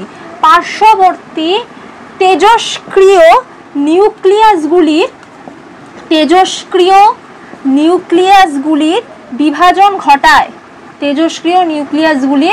বিভাজন ঘটায়। এবং এর ফলে কি হয়? শৃঙ্খল বিক্রিয়া হয়। বিভাজন ঘটায় ও শৃঙ্খল বিক্রিয়া হয়। বিভাজন ঘটায় এবং শৃঙ্খল বিক্রিয়া হয় বা চেইন রিঅ্যাকশন হয়। শৃঙ্খল বিক্রিয়া হয়। ঠিক আছে, শৃঙ্খল বিক্রিয়া হয়। তাহলে কি হলো? ধীর গতি সম্পন্ন একটি নিউট্রনের আঘাতে কোনো পরমাণু নিউক্লিয়াস বিভাজিত হয়ে দুটি খণ্ডে উৎপন্ন যেমন হচ্ছে, তারই সাথে সাথে এই বিক্রিয়ায় কিছু নিউট্রন গামা রশ্মি ও প্রচন্ড শক্তির উদ্ভব হয়। 92U235 এর ক্ষেত্রে আমরা দেখেছি 200.6 MeV শক্তি উৎপন্ন হয়। এই বিক্রিয়া উৎপন্ন নিউট্রনগুলি কি করছে? পার্শ্ববর্তী তেজস্ক্রিয় নিউক্লিয়াসগুলি, মানে কাছাকাছি যে সমস্ত পরমাণু থাকছে তাদের আবার কিছু কিছু নিউক্লিয়াস যেগুলো, সেই নিউক্লিয়াসগুলোর সাথে কি করছে? সেই নিউক্লিয়াসগুলোর বিভাজন ঘটায় এবং শৃঙ্খল বিক্রিয়া হয়। শৃঙ্খল বিক্রিয়া কি? Chain reaction. এই চেইন রিঅ্যাকশনটার ব্যাপারে এরপর আমরা জানবো। চেইন রিঅ্যাকশন কি? পারমাণবিক বোমা যে তৈরি হয়, সেই পারমাণবিক বোমা তৈরির প্রধান কিন্তু মানে মূল নীতি সেটা হচ্ছে চেইন রিঅ্যাকশন। তো আমরা এরপরে চেইন রিঅ্যাকশন কি জানবো। ঠিক আছে, ওকে, তাহলে এটা তোমরা লিখে নাও। তারপরে পয়েন্টে আসছি আমি, চেইন রিঅ্যাকশন। ঠিক আছে, 8 নাম্বার কোয়েশ্চেন, শৃঙ্খল বিক্রিয়া বা চেইন রিঅ্যাকশন বলতে কি বোঝো? শৃঙ্খল বিক্রিয়া বা চেইন রিঅ্যাকশন বলতে কি বোঝো? ঠিক আছে, শৃঙ্খল বিক্রিয়া বা চেইন রিঅ্যাকশন, ব্র্যাকেটে আমি লিখে দিচ্ছি ইংলিশ নামটা, চেইন রিঅ্যাকশন। ঠিক আছে, নিউক্লিয়ার ফিশন পড়েছি, এবার আমরা পড়লাম চেইন রিঅ্যাকশন কি, এটা আমরা এবার পড়ে নেব। ওকে,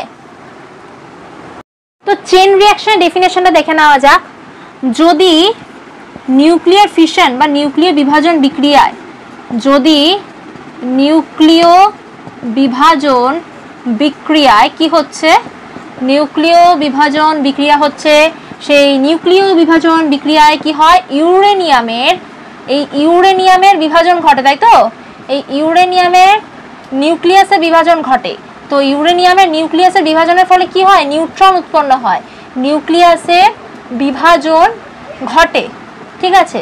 নিউক্লিয়াসের বিভাজন ঘটে উৎপন্ন গৌণ নিউট্রনগুলো, ওই যে নিউট্রনগুলো তৈরি হয় ওগুলোকে কি বলা হয়, তিনটে যে নিউট্রন তৈরি হয় উৎপন্ন, সেইগুলোকে বলা হয় গৌণ নিউট্রন, ঠিক আছে?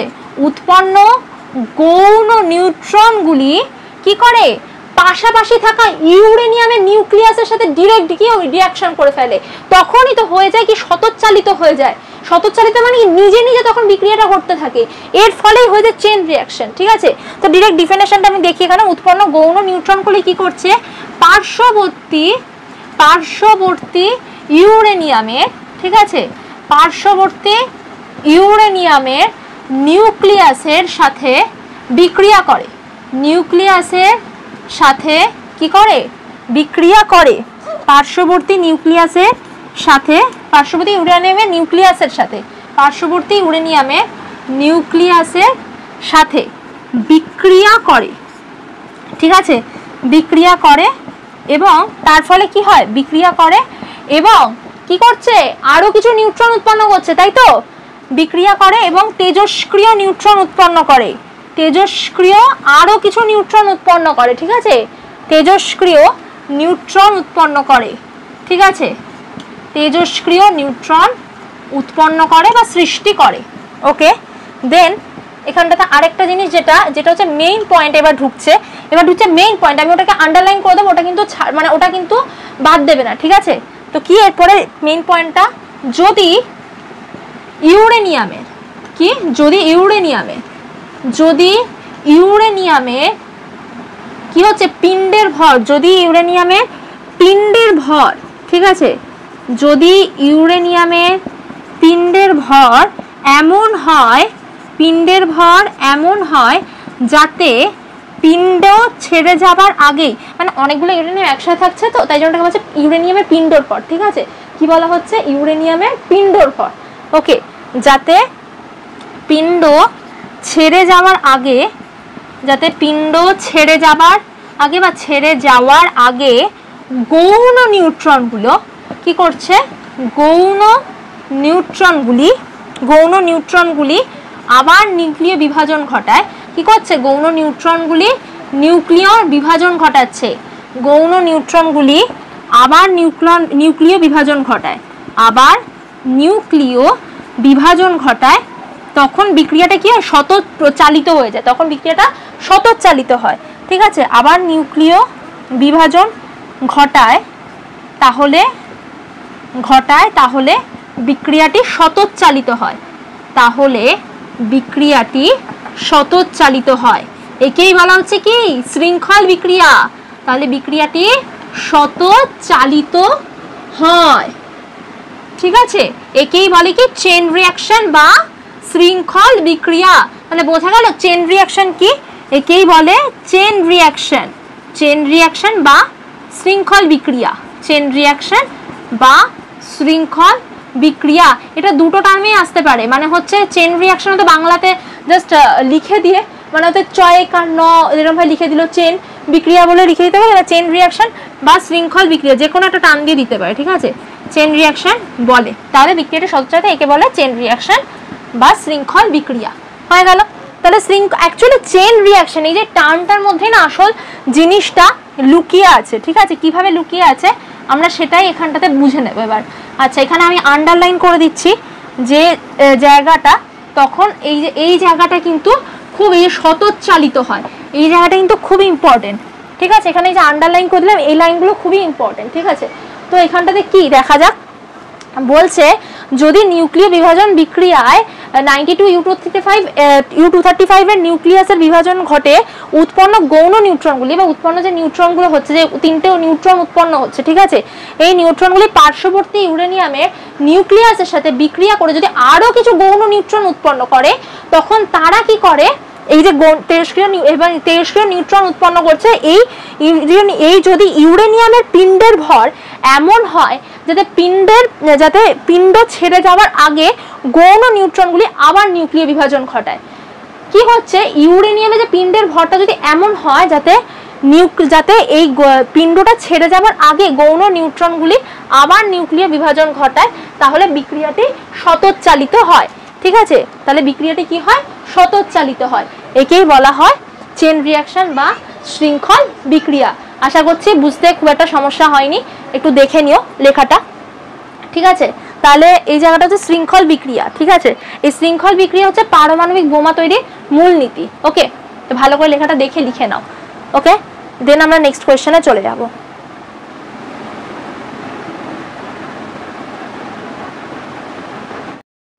তো চলো নেক্সট কোয়েশ্চেনটা আমি কি লিখে নিয়েছি, পারমাণবিক বোমা তৈরির মূল নীতি কি।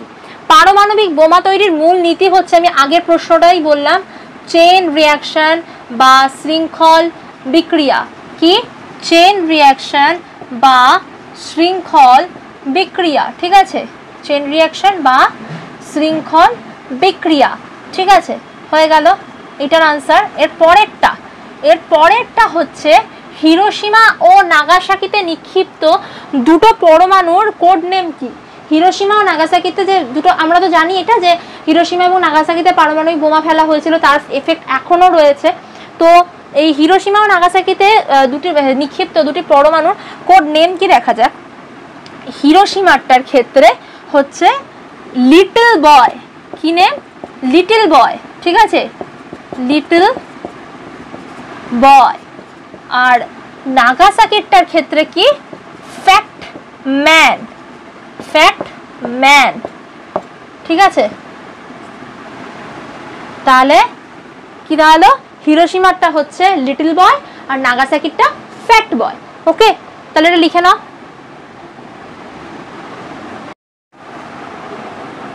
তো নিউক্লিয় রিঅ্যাক্টর কি দেখে নি। নিউক্লিয় রিঅ্যাক্টর, ঠিক আছে, নিউক্লিয় রিঅ্যাক্টর হলো এমন এক ধরনের ব্যবস্থা, নিউক্লিয় রিঅ্যাক্টর হলো এমন এক ধরনের ব্যবস্থা, এমন এক ধরনের ব্যবস্থা।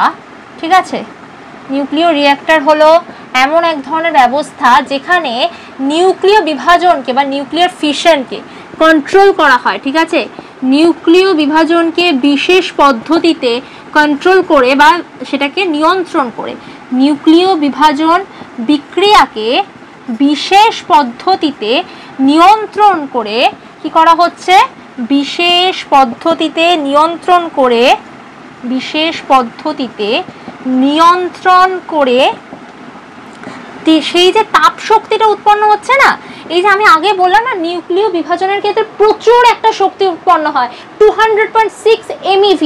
তো কি করা হচ্ছে, বিশেষ পদ্ধতিতে নিয়ন্ত্রণ করে উৎপন্ন বিপুল তাপ শক্তিকে কি করা হয়, তড়িৎ শক্তিতে রূপান্তরিত করা হয়। কি করা হয়, তড়িৎ শক্তিতে রূপান্তরিত করা হয়। ঠিক আছে, তাহলে তাপ শক্তি কি হচ্ছে, তড়িৎ শক্তিতে চলে যাচ্ছে। উৎপন্ন বিপুল তাপ শক্তিকে তড়িৎ শক্তিতে রূপান্তরিত করা হয় এবং এর ফলে খুব কম সময় দ্বিগুণ পরিমাণ শক্তি পাওয়া যায়। তাপ শক্তিকে তড়িৎ শক্তিতে রূপান্তরিত করা হয়, আগে লিখলাম এটা, রূপান্তরিত করা হয়। এবং তার ফলে একটা অ্যাডভান্টেজ তো আছে নিশ্চয়ই, এমনি নিশ্চয়ই কোনো বিক্রিয়া করা হচ্ছে না, তো রূপান্তরিত করা হয়। এর ফলে রূপান্তরিত করা হয়, এর ফলে অল্প সময় বিপুল পরিমাণ শক্তি উৎপন্ন করা যায়। অল্প সময় বিপুল পরিমাণ শক্তি উৎপন্ন করা যায়।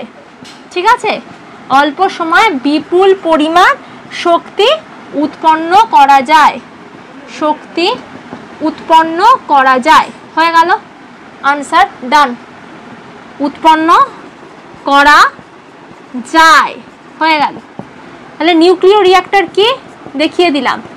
এবারে নিউক্লিয় রিঅ্যাক্টরের ক্ষেত্রে কিছু কিছু এলিমেন্ট, আমরা কিছু কিছু জিনিস ব্যবহার করি, উপকরণ যাকে বলে।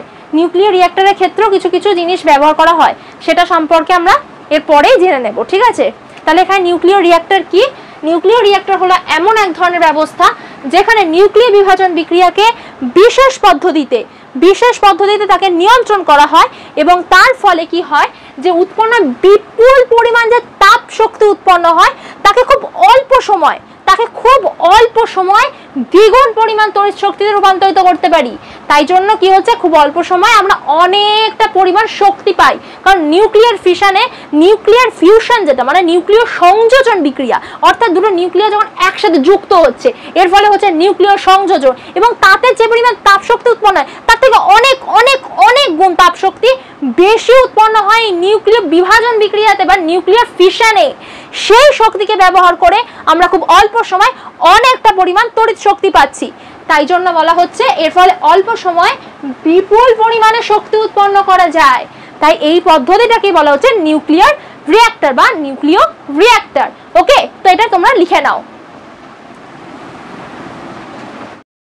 এর পরের কোয়েশ্চেনে আমরা চলে যাচ্ছি। ওকে, তাহলে তার পরের কোয়েশ্চেনটা কি, এটা হচ্ছে এই যে নিউক্লিয় রিঅ্যাক্টর আমরা পড়লাম, এই নিউক্লিয় রিঅ্যাক্টরের বিভিন্ন অংশগুলি এবং সেখানে যে সমস্ত উপাদানগুলি ব্যবহার করছে সেইটার ব্যাপারে আমরা জানবো।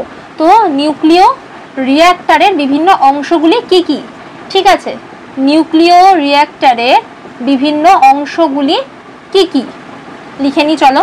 বিভিন্ন অংশ ও তার উপাদান, ঠিক আছে, বিভিন্ন অংশ ও তার উপাদান ও তার ব্যবহার সবকটাই আমি একবারে লিখিয়ে দিচ্ছি, ঠিক আছে। তার উপাদান ও ব্যবহার লেখো, হয়ে গেল। চলো এখানে একটা চার্ট করে নিচ্ছি, অংশ, উপাদান, ব্যবহার, ঠিক আছে।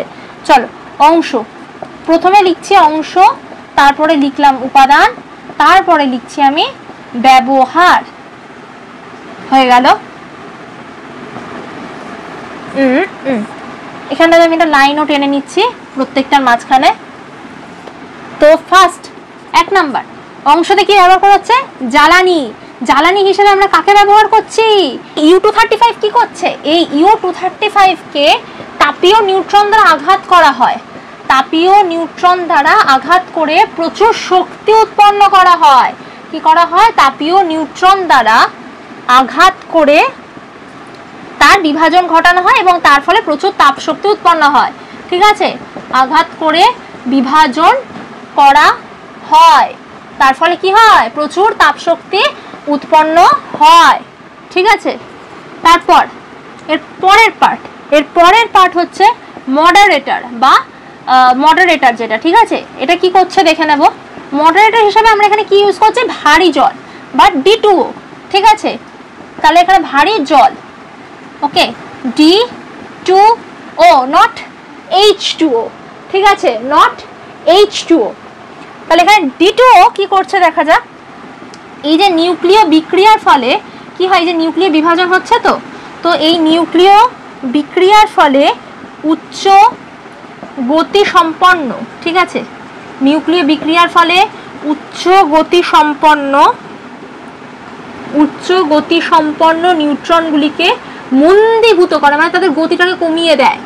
উচ্চ গতি সম্পন্ন নিউট্রনগুলিকে মন্দীভূত করে বা তাদের গতিগুলোকে কমিয়ে দেয়, নিউট্রনগুলিকে মন্দীভূত করে, হয়ে গেল, মন্দীভূত করে। চলো থার্ড পার্টে কি থাকছে, কন্ট্রোলার রড বা নিয়ন্ত্রক। আমি আগেই বলেছিলাম নিউক্লিয়ার রিঅ্যাক্টর যে নিজেই নিউক্লিয়ার ফিশনকে মানে কন্ট্রোল করছে, তাহলে এখানটাতে অবশ্যই একটা মডারেটর যেমন থাকছে তার সাথে অবশ্যই একটা কন্ট্রোলার থাকতে হবে, এবং সেই কন্ট্রোলারটা কে, কন্ট্রোল রড। চলো কন্ট্রোল রড হিসেবে কাকে ইউজ করছে, ক্যাডমিয়াম, তাহলে কি নিয়ন্ত্রক, ওকে, নিয়ন্ত্রক কি ইউজ করছি, নিয়ন্ত্রক দণ্ড হিসেবে কাকে ইউজ করছি, এখানটাতে আমি লিখে দিচ্ছি কন্ট্রোল রড, ঠিক আছে। কন্ট্রোল রড হিসেবে আমরা ইউজ করছি ক্যাডমিয়ামকে, কি ইউজ করছি, ক্যাডমিয়াম। এখানটাতে আমি লিখে দিচ্ছি ব্র্যাকেটে CD, capital C small D, কি এটা ক্যাডমিয়ামের কি, ক্যাডমিয়ামের ফর্মুলা, ক্যাডমিয়ামের সংকেত এটা, ঠিক আছে।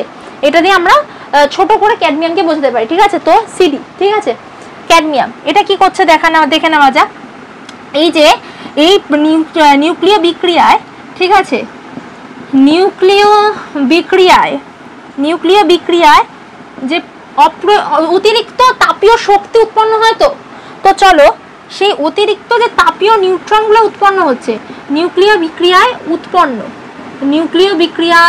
উৎপন্ন অতিরিক্ত তাপীয় নিউট্রনগুলিকে কি করে, অতিরিক্ত তাপীয় নিউট্রনগুলিকে কি করছে, শোষণ, তাপীয় নিউট্রনগুলিকে শোষণ করে বা অ্যাবজর্ব করে, তাপীয় নিউট্রনগুলিকে শোষণ করে বা অ্যাবজর্ব করে, শোষণ বা অ্যাবজর্ব করছে। হলো, ডান। তারপর 4 নম্বর অংশ হচ্ছে শীতক বা কুল্যান্ট। এই এত তেজস্ক্রিয়, এই যে এত গরম তেজস্ক্রিয়, এত একটা মানে সে একদম মানে কি বলবো, সে একটা বিশাল একটা ভীষণ বিস্ফোরণমূলক অবস্থা, একটা গরম বিশাল একটা, সেই যে একদম মানে সেটা একদম মানে সাংঘাতিক একদম গরম উত্তপ্ত একটা পরিবেশ। সেই উত্তপ্ত পরিবেশকে ঠান্ডাও তো করতে লাগবে, ঠান্ডাকে করছে শীতক। শীতক মানে কি, কুল্যান্ট। শীতক মানে কুল্যান্ট। এটাতে সাধারণত কাকে ব্যবহার করা, জল। আমরা জানি যে জল ঠান্ডা করতে সাহায্য করে। আমরা যখন প্রচন্ড গরম হয়ে যায়, আমাদের যখন প্রচন্ড ঘেমে যায়, তখন আমরা কি করি, জলের হেল্প নিই না। তো লাইক দ্যাট এখানটাতে ইউজ করা হচ্ছে সাধারণত জল। এখানটাতে জলেরও আমি ফর্মুলাটা সাইডে লিখে দিলাম, H2O। আর জলের দ্বারা মানে D2O কে কিসে ইউজ করছে, মডারেটরে।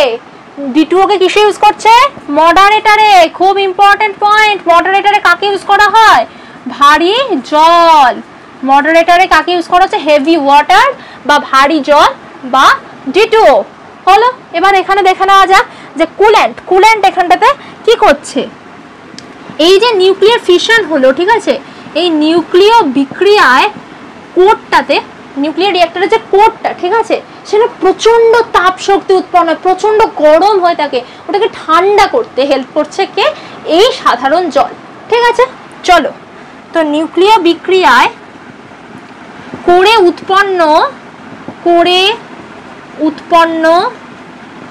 উৎপন্ন তাপ শক্তিকে কি করে, শোষণ করে, তাপ শক্তিকে শোষণ করে। ঠিক আছে, তাহলে এটার কাজ কি, তাপ শক্তিকে শোষণ করা। আমরা জানি যে জলের মেইন কাজটাই হচ্ছে কি, তাপ শক্তিকে শোষণ করে। ঠিক আছে, আর এটা কিন্তু এখানটাতে ভালো করে মনে রাখবে যে D2O কাজ কি আর H2O কাজ কি, দুটো কিন্তু আলাদা আলাদা। হ্যাঁ, মডারেটর হিসেবে ইউজ করা হচ্ছে কাকে, D2O কে। D2O এখানটাতে কি করছে, নিউক্লিয় বিক্রিয়া উচ্চ গতি সম্পন্ন নিউট্রনগুলিকে মন্দীভূত করছে বা তাদের গতিটাকে কমাচ্ছে। আর জল H2O কি করছে, নিউক্লিয় রিঅ্যাক্টরে করে যে প্রচন্ড তাপ শক্তি উৎপন্ন হচ্ছে, সেই তাপটাকে কি করছে, কমাচ্ছে, অ্যাবজর্ব করছে। ঠিক আছে, তো এই হচ্ছে এগুলো। এখানটাতে এই জিনিসগুলো খুব ভালো করে মনে রাখবে কন্ট্রোল রড হিসেবে। কন্ট্রোল রডের কাজের থেকেও বেশি ইম্পর্টেন্ট হচ্ছে কন্ট্রোল রড হিসেবে কাকে ইউজ করা হয়, ক্যাডমিয়াম। ঠিক আছে, এই জায়গাটা ইম্পর্টেন্ট খুব। ঠিক আছে, আর যেটা মডারেটরের ক্ষেত্রে যেমন D2O ইম্পর্টেন্ট, তেমনই তার ফাংশন ভি ইম্পর্টেন্ট। হ্যাঁ, ওকে। তো এখানটাতে যেমন D2O ইম্পর্টেন্ট, তেমনই তার কাজটাও ইম্পর্টেন্ট। ওকে, তো চলো এটা তোমরা ভালো করে টুকে নাও। এটা থেকে কি কি প্রশ্ন আসতে পারে বলে দিলাম। D2O কি কাজ করছে, এই একটা প্রশ্ন। আর হচ্ছে কন্ট্রোল রড হিসেবে আমরা কাকে ইউজ করছি, ফাংশনটাও একটু পড়ে রাখবে। ঠিক আছে, পড়ে রাখবে, কারণ আমি সবটাই এখন লিখিয়ে দিয়েছি, সবটাই ভালো করে পড়বে। খুব ইম্পর্টেন্ট প্রশ্নগুলো একটু ভালো করে একটু জোর দিয়ে পড়বে। ওকে, তো এটাকে তোমরা লিখে নাও। তারপরে আমরা আসবো নেক্সট কোয়েশ্চেন, নিউক্লিয় সংযোজন বলতে কি বোঝো, সেই জায়গাটা আমরা চলে আসবো এরপর। ওকে, তো এটা লিখে নাও। তো নেক্সট কোয়েশ্চেন কি, আমি আগেই বললাম নিউক্লিয় সংযোজন বলতে আমরা কি বুঝি বা নিউক্লিয় সংযোজন কি, যে নিউক্লিয় বিক্রিয়ায় একাধিক হালকা নিউক্লিয়াস যুক্ত হয়ে, যে নিউক্লিয় বিক্রিয়ায় একাধিক হালকা নিউক্লিয়াস যুক্ত হয়ে, কি একাধিক হালকা নিউক্লিয়াস যুক্ত হচ্ছে। ঠিক আছে, একাধিক হালকা নিউক্লিয়াস যুক্ত হয়ে, ওকে, একাধিক হালকা নিউক্লিয়াস যুক্ত হয়ে একটি অত্যন্ত ভর বিশিষ্ট, ঠিক আছে, ভারী একটা নিউক্লিয়াসকে তৈরি করছে। ঠিক আছে, একটি ভারী নিউক্লিয়াসকে উৎপন্ন করে বা নিউক্লিয়াস গঠন করে। কি করছে, একটি ভারী নিউক্লিয়াসকে গঠন করে, ঠিক আছে, একটি ভারী নিউক্লিয়াসকে গঠন করে, তাকে বলা হয় নিউক্লিয় সংযোজন বিক্রিয়া। নিউক্লিয়াসকে গঠন করে তাকে বলে নিউক্লিয় সংযোজন বিক্রিয়া, ঠিক আছে, তাকে বলে নিউক্লিয় সংযোজন বিক্রিয়া। হলো নিউক্লিয় ফিউশন কাকে বলে বা নিউক্লিয় সংযোজন বিক্রিয়া কাকে বলে সেটা ক্লিয়ার। নিউক্লিয় সংযোজন বিক্রিয়া হয়ে গেল, নিউক্লিয় সংযোজন বিক্রিয়া। চলো তারপরের প্রশ্ন আমি যাচ্ছি, সেটা হচ্ছে নিউক্লিয় সংযোজন বিক্রিয়াকে নিউক্লিয় তাপ বিক্রিয়া বলা হয়। নিউক্লিয় সংযোজন বিক্রিয়াকে নিউক্লিয় তাপ বিক্রিয়া কেন বলে সেটা দেখে নেব। নিউক্লিয় সংযোজন বিক্রিয়াকে নিউক্লিয় তাপ বিক্রিয়া বলে। নিউক্লিয় তাপ বিক্রিয়া কেন বলে, এটা কিন্তু একটা বৈশিষ্ট্যের মধ্যে পড়বে, ঠিক আছে। তো নিউক্লিয় তাপ বিক্রিয়া কেন বলে, তো দেখা যাক কেন বলে। তাপ বিক্রিয়া কেন বলে, এই ক্ষেত্রে প্রচুর পরিমাণে একটা তাপ শক্তির প্রয়োজন হয়। এখানটাতে নিউক্লিয় সংযোজন বিক্রিয়া ঘটানোর জন্য বিশাল তাপমাত্রা প্রয়োজন হয়, 10⁷ থেকে 10⁸ এত ডিগ্রি সেন্টিগ্রেড তাপমাত্রা প্রয়োজন হয়। এই জন্য এটাকে বলা হয় কি, নিউক্লিয় সংযোজনকে বলা হয় এই জন্য নিউক্লিয় তাপ বিক্রিয়া। কারণ এখানে আমি জাস্ট কারণটা শুধু লিখে দিচ্ছি, কারণ বিশাল তাপমাত্রা প্রয়োজন হয়। কারণ বিশাল তাপমাত্রা কত, 10⁷, এখানে আমি এভাবে লিখে দিই, যদি বিশাল তাপমাত্রা 10⁷ থেকে 10⁸ ডিগ্রি সেন্টিগ্রেড তাপমাত্রা প্রয়োজন হয় এই বিক্রিয়া সম্পন্ন হতে। তাপমাত্রা প্রয়োজন হয় এই বিক্রিয়া সম্পন্ন হতে, তাই একে বলা হয় নিউক্লিয় সংযোজন বিক্রিয়া, তাকে একে বলা হয় নিউক্লিয় তাপ বিক্রিয়া। তাই কারণ প্রয়োজন হয়, ঠিক আছে, কারণ বিশাল তাপমাত্রা প্রয়োজন হয় নিউক্লিয় সংযোজন বিক্রিয়া ঘটতে, ঠিক আছে। কিসের জন্য, নিউক্লিয় সংযোজন বিক্রিয়া ঘটতে বিশাল তাপমাত্রা প্রয়োজন হয় নিউক্লিয় সংযোজন বিক্রিয়া ঘটতে। ওকে, হয়ে গেল। এরপর আমরা যেটা যাব সেটা হচ্ছে নিউক্লিয় সংযোজনেরও কিছু বৈশিষ্ট্য আছে, ঠিক আছে, তো সেইটা আমরা চলে যাব। তাহলে নিউক্লিয় সংযোজন বিক্রিয়াকে নিউক্লিয় তাপ বিক্রিয়া কেন বলছে, বিশাল তাপমাত্রা প্রয়োজন, 10⁷ ডিগ্রি সেন্টিগ্রেড থেকে 10⁸ ডিগ্রি সেন্টিগ্রেড পর্যন্ত তাপমাত্রা প্রয়োজন হয়। ওকে, এরপরে আমরা চলে যাব কিসে, নিউক্লিয় সংযোজন বিক্রিয়ার বৈশিষ্ট্যে, ঠিক আছে। তো নেক্সট কোয়েশ্চেন আমি কি বললাম, নিউক্লিয় সংযোজন বিক্রিয়ার বৈশিষ্ট্যগুলি কি কি। ফার্স্ট পয়েন্ট, একাধিক হালকা নিউক্লিয়াস যুক্ত হয়ে একটি ভারী নিউক্লিয়াস তৈরি হয়, তাই তো, একাধিক হালকা নিউক্লিয়াস যুক্ত হয়ে একটি ভারী নিউক্লিয়াস উৎপন্ন হয়। কি, একাধিক হালকা নিউক্লিয়াস যুক্ত হয়ে একটি ভারী নিউক্লিয়াস উৎপন্ন হয়, ঠিক আছে। তারপরের পয়েন্টে আমরা চলে যাব, তার আগে এটা ভালো করে লিখে নাও। আর এই যে এখানে বৈশিষ্ট্যগুলো লিখছি, এই বৈশিষ্ট্যগুলো কিন্তু খুব ইম্পর্টেন্ট, ঠিক আছে। একাধিক হালকা নিউক্লিয়াস তারা যুক্ত হয়ে একটি ভারী নিউক্লিয়াস উৎপন্ন হয়। তারপরে কি, এক্ষেত্রে প্রচুর তাপমাত্রা প্রয়োজন হয়, তাই তো, এক্ষেত্রে কি হয়, প্রচুর তাপমাত্রা প্রয়োজন হয়। তাহলে কি, এক্ষেত্রে প্রচুর তাপমাত্রা প্রয়োজন হয়, 10⁷ ডিগ্রি সেন্টিগ্রেড থেকে 10⁸ ডিগ্রি সেন্টিগ্রেড প্রচুর তাপমাত্রা প্রয়োজন হয়। হয়ে গেল। তারপরের পয়েন্ট, এই যে নিউক্লিয় সংযোজন বিক্রিয়া, একে কি বলা হয়, নিউক্লিয় সংযোজন বিক্রিয়াকে নিউক্লিয় তাপ বিক্রিয়াও বলা হয়। নিউক্লিয় সংযোজন বা নিউক্লিয়ার ফিউশন, নিউক্লিয় সংযোজন বিক্রিয়াকে নিউক্লিয় তাপ বিক্রিয়া বলে, ঠিক আছে। নিউক্লিয় সংযোজন বিক্রিয়াকে নিউক্লিয় তাপ বিক্রিয়াও বলে, ঠিক আছে। তারপরের পয়েন্টটা হচ্ছে খুব ইম্পর্টেন্ট একটা পয়েন্ট। এই যে পয়েন্টগুলো লেখাচ্ছি কিছু কিছু খুবই ইম্পর্টেন্ট, ঠিক আছে। তো এই একটা ইম্পর্টেন্ট পয়েন্ট। 4 নম্বর কি, নিউক্লিয় সংযোজন বিক্রিয়ার পূর্বে, আমি এখানে কমা দিয়ে লিখছি, মানে নিজেরা কমা দিয়ে আবার লিখতে শুরু করে দিও না, হ্যাঁ। নিউক্লিয় সংযোজন বিক্রিয়ার পূর্বে কি ঘটে, নিউক্লিয় বিভাজন বিক্রিয়া ঘটে। কি ঘটছে, নিউক্লিয় বিভাজন বিক্রিয়া। তাহলে কি বিক্রিয়া ঘটে, নিউক্লিয় বিভাজন বিক্রিয়া, ঠিক আছে, নিউক্লিয় বিভাজন বিক্রিয়া ঘটে, ঠিক আছে। তারপর 5 নম্বর পয়েন্ট, 5 নম্বর পয়েন্ট কি হচ্ছে, আচ্ছা 5 নম্বর পয়েন্ট হচ্ছে, 5 নম্বর পয়েন্ট তোমাদের এই যে এই নিউক্লিয় সংযোজন বিক্রিয়াতে যে বর্জ্যগুলো উৎপন্ন হয় সেগুলো কি হয়, অতেজস্ক্রিয়, সেগুলো কি হয়, অতেজস্ক্রিয় হয়। ঠিক আছে, তাহলে কি এখানে লিখবো, অতেজস্ক্রিয় বর্জ্য পদার্থ উৎপন্ন। তাহলে লাস্ট পয়েন্ট কি হচ্ছে, অতেজস্ক্রিয় বর্জ্য পদার্থ উৎপন্ন হয়। ঠিক আছে, এই 4টে পয়েন্ট, এই যে 5টা পয়েন্ট, এই 5টা পয়েন্টকে ভালো করে পড়বে এবং এইখানটা থেকে যে 2, 3, 4 খুব ইম্পর্টেন্ট পয়েন্ট, এগুলোকে ভালো করে তোমরা পড়বে। ঠিক আছে, এবং কোয়েশ্চেন যদি আসে অবশ্যই পয়েন্টগুলোকে উল্লেখ করে দিয়ে আসবে। ঠিক আছে, এটাও গেল নিউক্লিয় সংযোজনের বৈশিষ্ট্য। এরপর আজ দুটো কোয়েশ্চেন, দেন আজকের ক্লাস এন্ড। ওকে, আমরা চলে এসেছি একদম লাস্ট পর্বে আমাদের আজকের ক্লাসের লাস্ট কোয়েশ্চেন। লাস্ট কোয়েশ্চেন কি, নিউক্লিয় সংযোজন ও নিউক্লিয় বিভাজনের মধ্যে পার্থক্য। তো আমরা এখানে আবারও পয়েন্ট করে নেব, এরকম একটা চার্ট করে নেব। ঠিক আছে, এই চার্টগুলো দেখবে তোমার পরীক্ষার সময় খুব হেল্পফুল হয়। ঠিক আছে, তো আর এরকমভাবে পরীক্ষার খাতাতেও যদি এরকম পার্থক্য আসে, এরকম চার্ট করে লেখার চেষ্টা করবে, তাতে নাম্বার ভালো পাওয়া যায়। ঠিক আছে, নিউক্লিয় সংযোজন আর নিউক্লিয় বিভাজন। আচ্ছা, তো নিউক্লিয় সংযোজনের ক্ষেত্রে কি কি পয়েন্টস আসবে, নিউক্লিয় বিভাজনের ক্ষেত্রে কি কি পয়েন্টস আসবে। প্রথমত, নিউক্লিয় বিভাজনের ক্ষেত্রে কি হয়, একাধিক হালকা নিউক্লিয়াস যুক্ত হয়ে কি করে, একটা ভারী নিউক্লিয়াস উৎপন্ন করে। একাধিক হালকা নিউক্লিয়াস যুক্ত হয়ে একটি ভারী নিউক্লিয়াস উৎপন্ন করে। একাধিক হালকা নিউক্লিয়াস যুক্ত হয়ে একটি ভারী নিউক্লিয়াস উৎপন্ন করে, একটি ভারী নিউক্লিয়াস উৎপন্ন করে।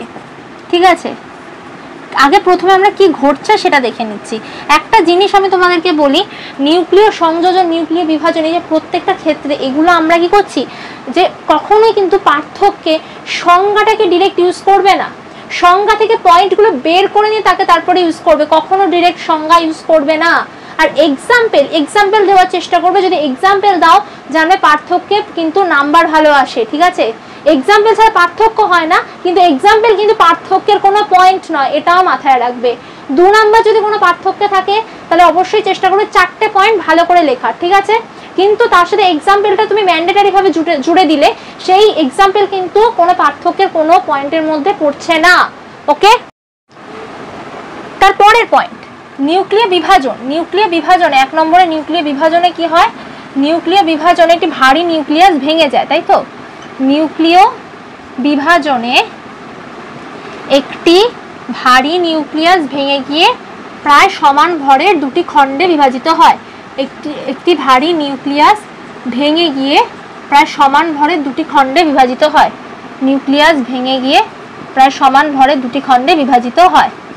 হলো, প্রায় সমান ভরের 2টি খণ্ডে বিভাজিত হয়, প্রায় সমান ভরের 2টি খণ্ডে বিভাজিত হয়। ঠিক আছে, সমান ভরের 2টি খণ্ডে বিভাজিত হয়, হয়ে গেল।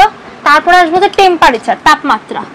ঠিক আছে, এই ক্ষেত্রে তাপমাত্রা কত লাগে, উচ্চ তাপমাত্রা। নিউক্লিয় সংযোজনের ক্ষেত্রে উচ্চ তাপমাত্রা লাগে, এক্ষেত্রে উচ্চ তাপমাত্রা প্রয়োজন হয়।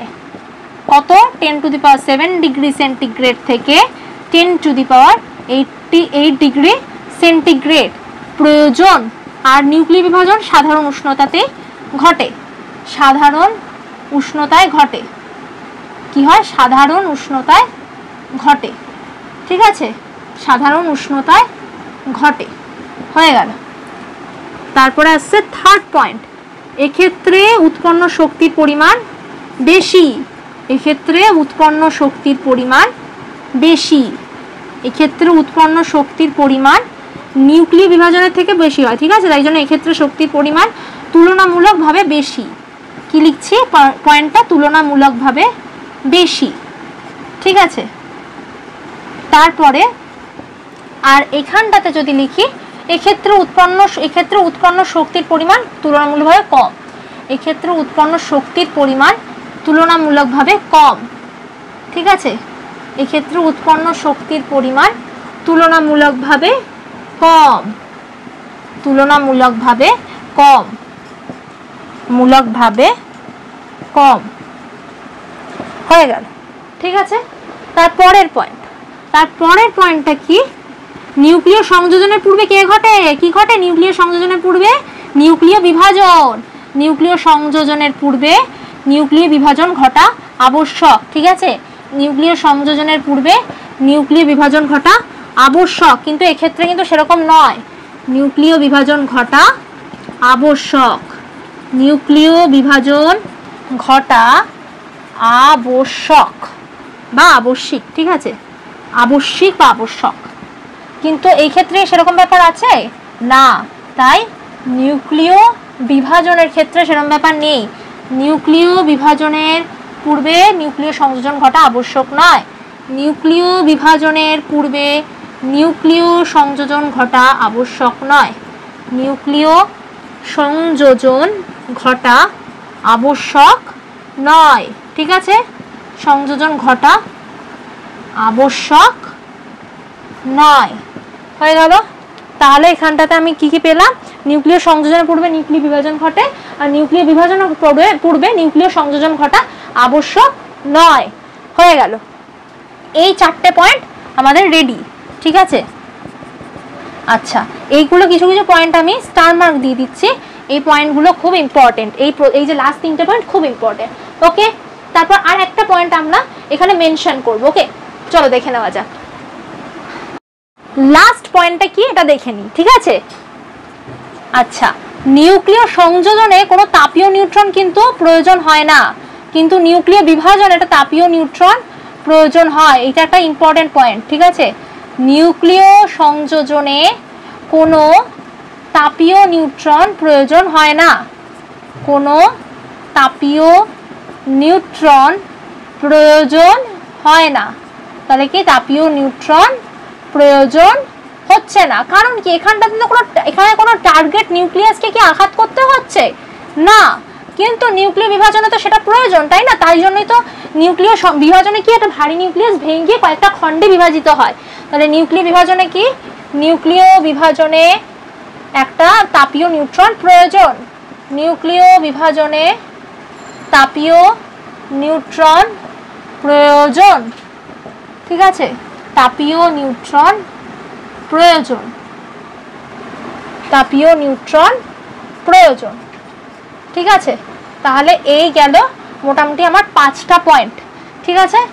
এইগুলো খুবই ইম্পর্টেন্ট পয়েন্ট, এইগুলোকে চেষ্টা করবে ভালো করে এই 5টা পয়েন্টে নামিয়ে আসবার।